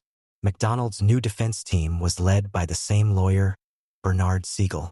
Their strategy was also the same: to attack the credibility of the initial investigation and to present the theory of the drug-crazed hippie intruders as a plausible alternative. They again focused on Helena Stokely, the woman in the floppy hat, painting her as the key to the mystery. However, Stokely, who was now suffering from severe mental and physical health issues due to her long-term drug abuse, was an even more unreliable witness than she had been 9 years earlier. On the stand, her testimony was rambling and incoherent. The most dramatic moment of the trial came when the prosecution, in a brilliant piece of courtroom theater, brought MacDonald's torn and blood-stained pajama top into the courtroom.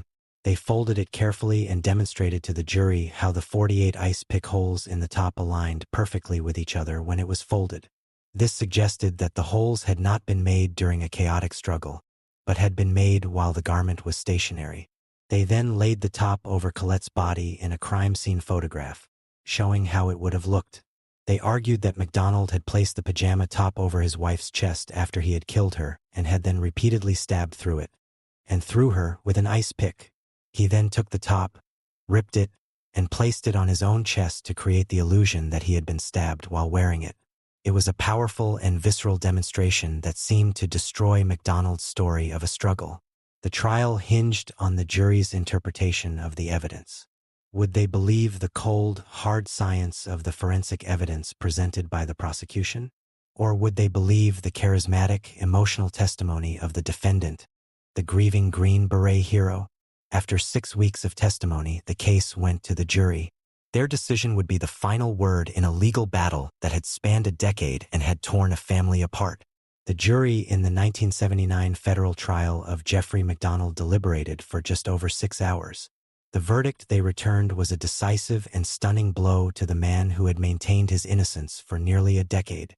They found him guilty on 1 count of first-degree murder for the death of his daughter Kristen, and guilty on 2 counts of second-degree murder for the deaths of his wife Colette and his daughter Kimberly.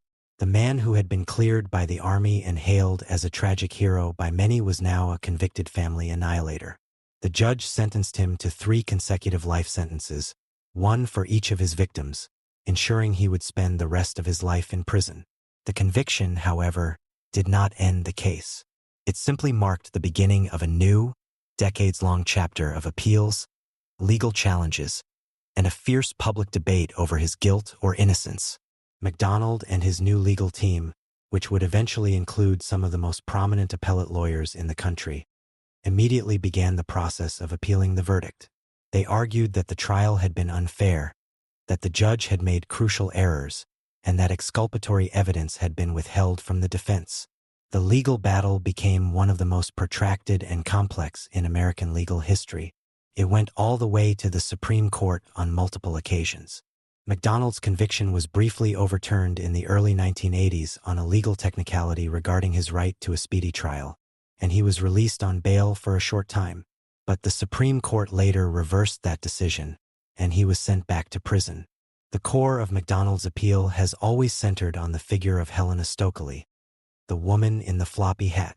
His defense team has long argued that the prosecution suppressed evidence and witness testimony that would have corroborated Stokely's presence at the crime scene and her involvement with a violent cult-like group. In the years following the trial, several new witnesses came forward, claiming that Stokely had confessed to them that she was in the MacDonald apartment on the night of the murders and had witnessed the killings. Stokely herself, before her death from cirrhosis of the liver in 1983, continued to give a series of conflicting and often drug-fueled confessions and recantations, leaving behind a legacy of profound and frustrating ambiguity. The case was also the subject of two best-selling and diametrically opposed true crime books, which framed the public debate for a generation. In 1983, journalist Joe McGinnis published Fatal Vision, a book that was initially started with MacDonald's full cooperation. McGinnis was given complete access to MacDonald and his defense team. However, as he delved deeper into the case, he became convinced of MacDonald's guilt. His book presented a damning psychological portrait of MacDonald as a narcissistic, rage-filled monster who had committed the murders and had then expertly manipulated everyone around him. The book was a massive success and cemented the public's perception of MacDonald as a cold-blooded killer. In response, author Janet Malcolm published The Journalist and the Murderer, a searing critique of McGinnis's methods. She argued that McGinnis had betrayed his subject, pretending to be his friend while secretly planning to condemn him. Her book raised profound ethical questions about the nature of true crime writing and the relationship between a journalist and their subject. While it did not argue for MacDonald's innocence, it cast doubt on the narrative that had so firmly convicted him in the court of public opinion. The most significant development in the case in recent years has been the advancement of DNA technology. For decades, MacDonald's defense team has pushed for new, more sophisticated DNA testing of the physical evidence from the crime scene, including hairs found clutched in Colette's hand and unidentified blood spots. They believed that this evidence would finally prove the existence of the intruders and exonerate MacDonald. In the 2000s, a series of DNA tests were finally conducted. The results, however, were not the clear-cut vindication that the defense had hoped for. While some unidentified DNA fragments were found, including a hair that did not match any of the MacDonald family members, the FBI argued that this was the result of contamination of the crime scene or the evidence over the years. Most critically, the testing confirmed that the hairs found under Colette's fingernails and the bloodstains believed to be from the killer were a match to Jeffrey MacDonald himself. For the prosecution, the DNA evidence only served to reinforce their original case. For the defense, the presence of any unidentified DNA was proof that there were other people in the apartment that night. The DNA, like every other piece of evidence in this case, became another point of fierce and unending debate. As of today, Jeffrey MacDonald remains in federal prison, now an old man in his 80s. He has exhausted almost all of his legal appeals. He continues to maintain his absolute innocence, just as he has for over 50 years. He is still supported by a small but fiercely dedicated group of believers who are convinced he is the victim of a terrible miscarriage of justice. The Jeffrey MacDonald case has become more than just an unsolved mystery. It is a cultural phenomenon. It is a story that refuses to provide an easy answer. It is a perfect 50-year-old argument, a case where every piece of evidence can be interpreted in two completely different ways. Is Jeffrey MacDonald a brilliant, narcissistic psychopath who brutally murdered his pregnant wife and two young children and then concocted a masterful cover story that has fooled some people for half a century? Or is he the tragic victim of a horrific crime, a man who not only lost his entire family in a senseless attack, but was then wrongly convicted of their murders by a flawed and biased investigation? The truth is locked away in the events of that bloody night at 544 Castle Drive. The case is a chilling exploration of the nature of truth, memory, and the profound difficulty of ever truly knowing what happens behind the closed doors of a family home. It is a story with two possible endings, both of them equally tragic.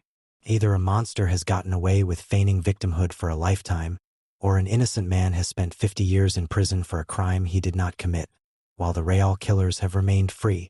The only certainty is that on a cold February night in 1970, a family was destroyed, leaving behind a legacy of pain, doubt, and a question that continues to haunt the American legal system to this day.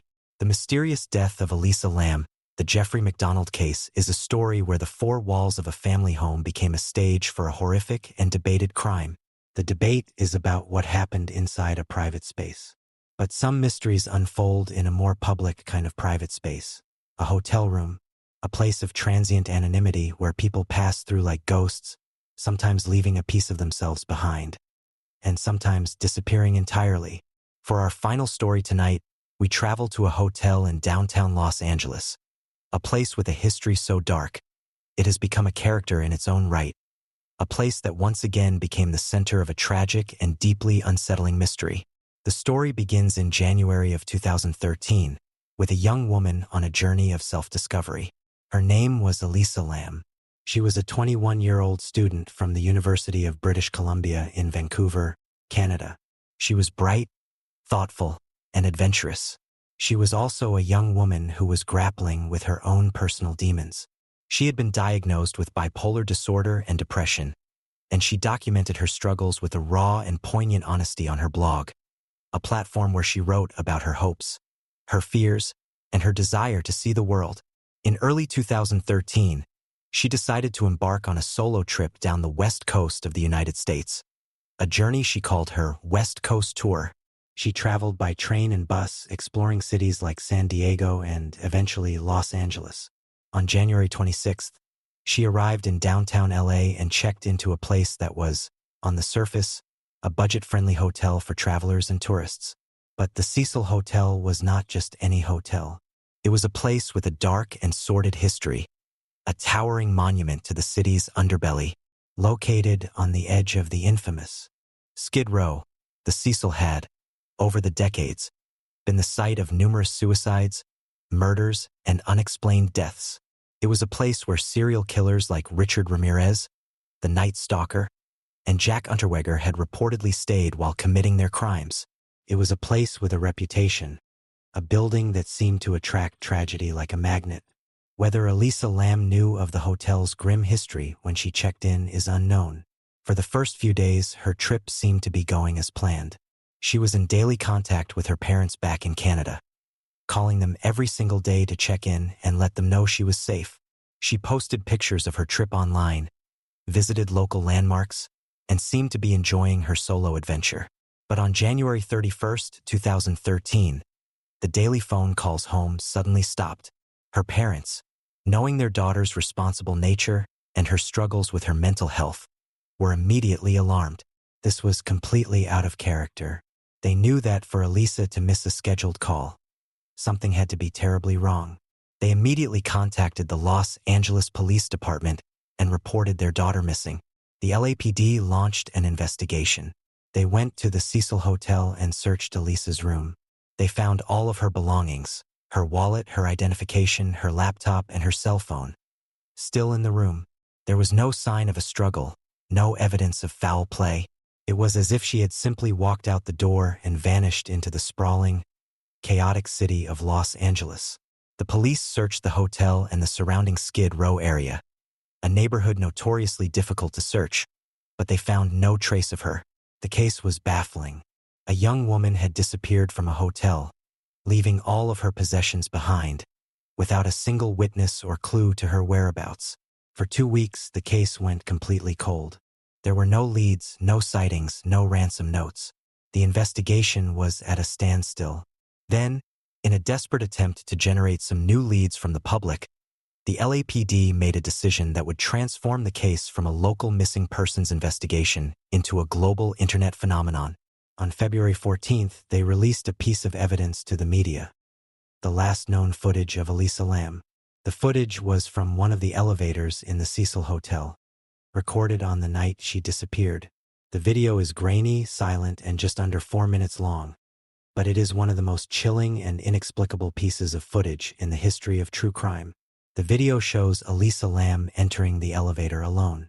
She pushes a series of buttons, then waits, but the elevator doors do not close. She then does something strange.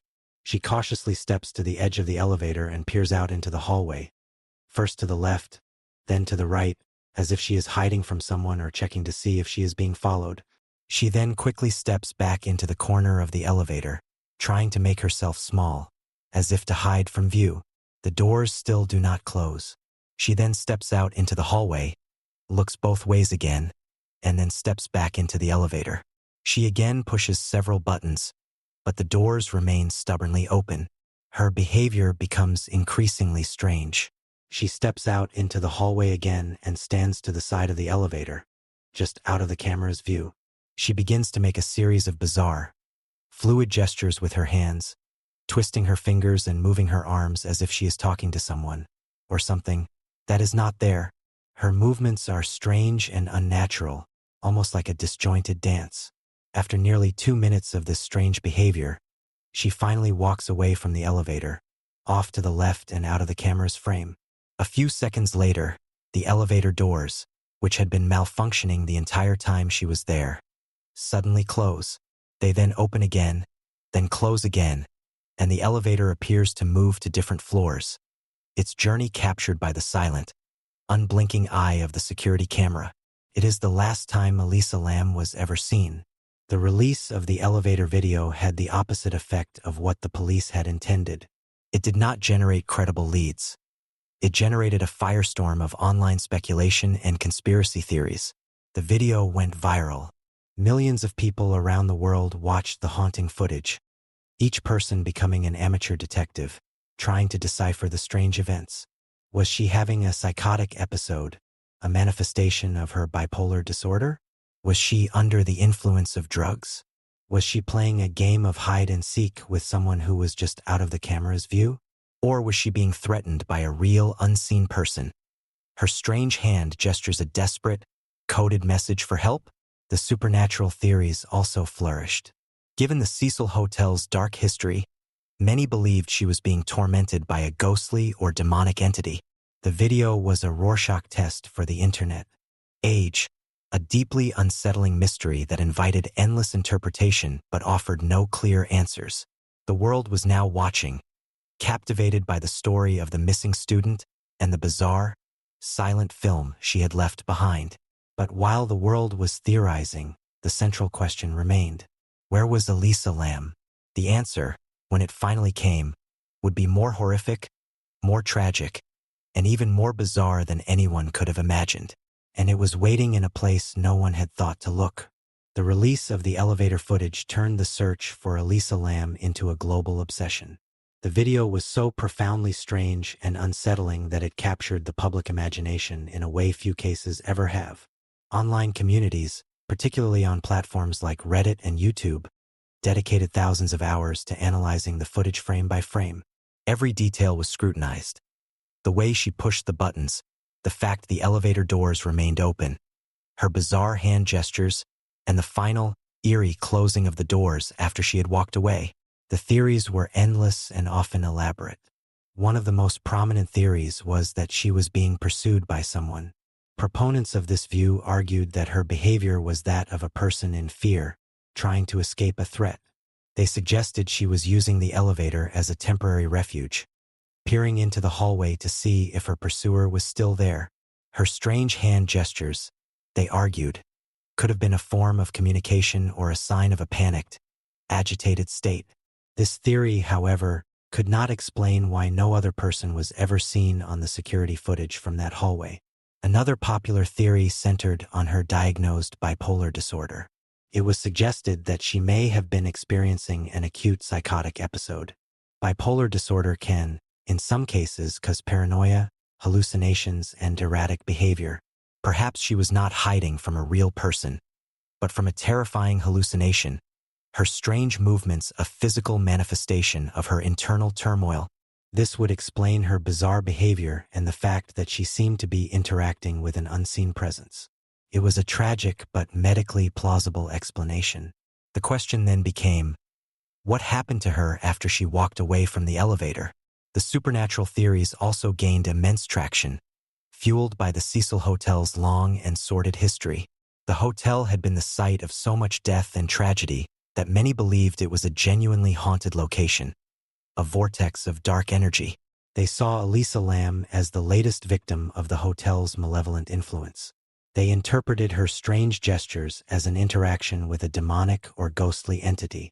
Some even drew parallels between her case and the plot of the 2005 horror film Dark Water, in which a character's body is found in a rooftop water tank, a detail that would become chillingly prescient. While the internet was consumed with these theories, the practical search for Elisa continued. But days turned into weeks, and there was still no sign of her. Back at the Cecil Hotel, a new and unsettling problem began to arise. Guests started to complain about the water in their rooms. They reported that the water pressure was low, that the water had a strange brownish color, and that it had a peculiar, sweet, and unpleasant taste. On the morning of February 19, 2013, nearly 3 weeks after Elisa had disappeared, the hotel's maintenance worker, Santiago Lopez, was sent to investigate the water pressure complaints. His investigation led him to the roof of the hotel. The roof was a restricted area, with a locked door and an alarm system designed to keep guests out. On the roof were 4 large, cylindrical water cisterns, the tanks that supplied the entire hotel, including the guest rooms, the kitchen, and the coffee shop with its water. Lopez noticed that the hatch on one of the main water tanks was open, which was unusual. He climbed a ladder to the top of the 10-foot-tall tank and peered inside. In the dark, murky water, he saw a shocking and horrifying sight.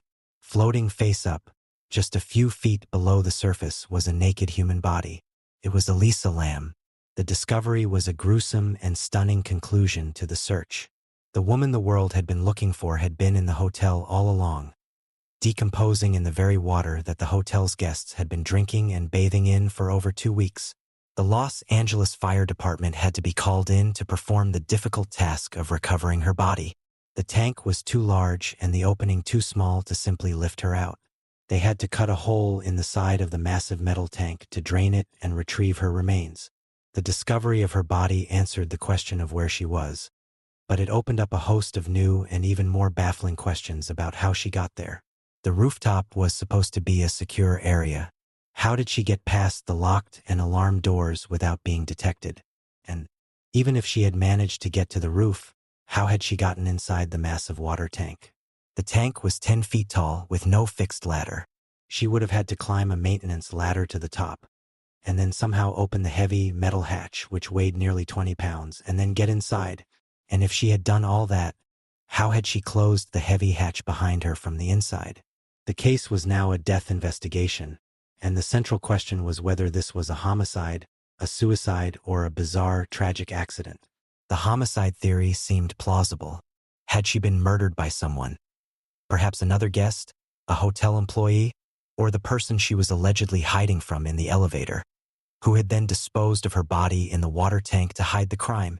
This would explain how she ended up in such an inaccessible location. A killer could have forced her to the roof, killed her, and put her in the tank. This theory was supported by the fact that her phone was never found, suggesting a killer may have taken it. But the homicide theory also had major problems. The initial police report and the eventual autopsy found no evidence of physical trauma on her body, no signs of a struggle, and no evidence of sexual assault. If she had been murdered, it was a murder that had left no physical marks. Furthermore, how could a killer have subdued her, gotten her to the roof, and into the tank without anyone seeing or hearing anything in a busy hotel? The suicide theory was also considered. Was it possible that Elisa, in the depths of a depressive or psychotic episode, had chosen this bizarre and public way to end her own life? This would explain her strange behavior in the elevator. But again, the physical logistics were a major obstacle. The act of climbing the tank and getting inside would have been incredibly difficult for a lone person, particularly someone in a distressed state. And why choose such a strange and difficult method? This left the theory of a tragic accident, a theory that was almost as bizarre as the others. This theory posits that Elisa, perhaps experiencing a manic or psychotic episode due to her bipolar disorder, had gone to the roof seeking a place of refuge or solitude. In her disoriented state, she may have believed someone was pursuing her, the hiding in the elevator. She then, for some unknown reason, decided to hide inside the water tank. She managed to climb the ladder, open the heavy lid, and get inside. Once inside, she may have found that she could not get back out. The water level was low enough that she couldn't reach the top, and the walls were too slick to climb. In this scenario, she either drowned accidentally or died of hypothermia in the cold water. The lid could have been closed by the water pressure or by the maintenance worker himself, who may have found it open and closed it without looking inside. Her nakedness was explained by the theory that people suffering from extreme hypothermia often experience a paradoxical undressing, where they feel hot and remove their clothes in the final stages. Her clothes were later found in the bottom of the tank. This accidental death theory, while it strains credulity, seemed to be the only one that fit the known facts, or at least the one that couldn't be definitively disproven. The final piece of the puzzle would be the toxicology report from her autopsy. The results of that report would either confirm the story of a tragic accident or deepen the mystery even further, leaving the world to wonder what really happened to Elisa Lam in her final, terrifying moments at the Cecil Hotel. The final autopsy and toxicology report for Elisa Lam was released several months after her body was discovered. For the thousands of people who had been following the case, convinced that it was a story of a sinister murder or a paranormal encounter, the official conclusion was a profound and deeply unsatisfying anticlimax. The Los Angeles County Coroner's Office officially ruled her death an accidental drowning, with her diagnosed bipolar disorder listed as a significant contributing factor. The toxicology report found no traces of illegal drugs or alcohol in her system. She did have traces of her prescribed medications, antidepressants, and mood stabilizers, but they were at therapeutic levels, not at levels that would indicate an overdose. However, the report also noted that it was possible she had been undermedicating or had stopped taking her medication altogether, which could have triggered the severe manic or psychotic episode that was captured in the elevator video. With this official ruling, the case of Elisa Lam was closed. The official narrative was now that of a tragic accident. According to this narrative, Elisa, in the throes of a severe psychotic episode, had sought refuge on the roof of the Cecil Hotel. In her paranoid and disoriented state, she had climbed into one of the water tanks, perhaps believing it was a place to hide from the phantom enemies she perceived. Once inside, she was unable to get out and had drowned accidentally. Her nakedness was attributed to paradoxical undressing due to hypothermia. The malfunctioning elevator was explained as her possibly having pushed the door hold button, which would have kept the doors open.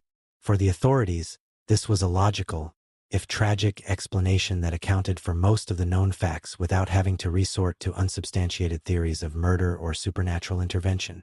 But for the vast community of online sleuths and for many members of the public, this official explanation felt hollow and incomplete. It left too many nagging questions unanswered. The central and most difficult question remained the logistics of getting into the water tank. Critics of the official theory point out how incredibly difficult this would have been for a single, small woman to accomplish. She would have had to get through at least one locked and alarmed rooftop door without setting off the alarm or being detected.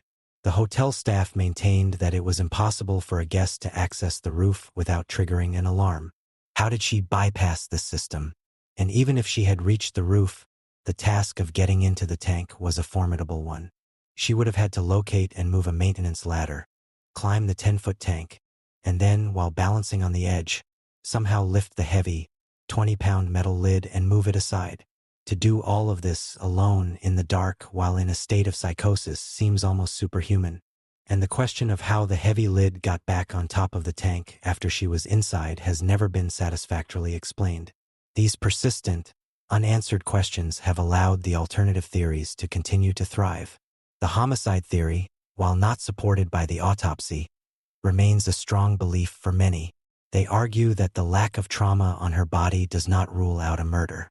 She could have been drugged with a substance that was not tested for, or she could have been threatened and forced to get into the tank at gunpoint before being drowned. They point to the fact that her cell phone was never found as evidence that a killer had taken it to cover their tracks. Proponents of this theory often point to the dark history of the Cecil Hotel and its proximity to Skid Row, arguing that she was the tragic victim of a predator who was either a guest at the hotel or an employee. The supernatural theories have also endured, cementing the Elisa Lam case as a modern ghost story. The Cecil Hotel has leaned into its dark reputation, becoming a destination for ghost hunters and fans of the macabre. The Elisa Lam case is now the most famous and chilling chapter in its grim history. The case has also had a significant cultural impact. It has been the subject of numerous documentaries, podcasts, and even served as the inspiration for a season of the television show American Horror Story. It is a case that perfectly captures the modern zeitgeist. It is a mystery that played out in real time on the internet, a crowdsourced investigation that was fueled by the viral power of a single haunting piece of footage. It highlights both the power and the peril of online sleuthing. While the online community was instrumental in keeping the case in the public eye, It also created a storm of misinformation, conspiracy theories, and often cruel and baseless accusations against innocent people. The tragedy of Elisa Lam is a story that operates on multiple levels. On one level, it is a heartbreaking story about the struggles of mental illness. It is a tragic reminder of the vulnerability of those who are grappling with conditions like bipolar disorder and the importance of compassionate and comprehensive mental health care. Elisa was a bright, creative young woman with a full life ahead of her, and her death is a profound loss. On another level, it is one of the most baffling and compelling unsolved mysteries of our time. The official explanation of an accidental death is plausible, but it requires one to accept a series of highly improbable events. The alternative, that of a murder with no evidence, is equally frustrating. The case is a perfect storm of ambiguity, a collection of strange facts, and a haunting video that seem to point in multiple directions at once. In the end, we are left with the same image that captivated the world: the grainy, silent footage of a young woman in an elevator, performing a strange, silent dance with an unseen partner. Whether she was battling the demons of her own mind or a real, physical threat in that hotel hallway, the result was the same. She walked away from that elevator and into a final, tragic mystery that ended in a dark, cold water tank on a lonely rooftop. Her death serves as a chilling and unforgettable story, a modern urban legend born from a real-life tragedy, and a permanent, haunting question mark in the dark and storied history of the Cecil Hotel.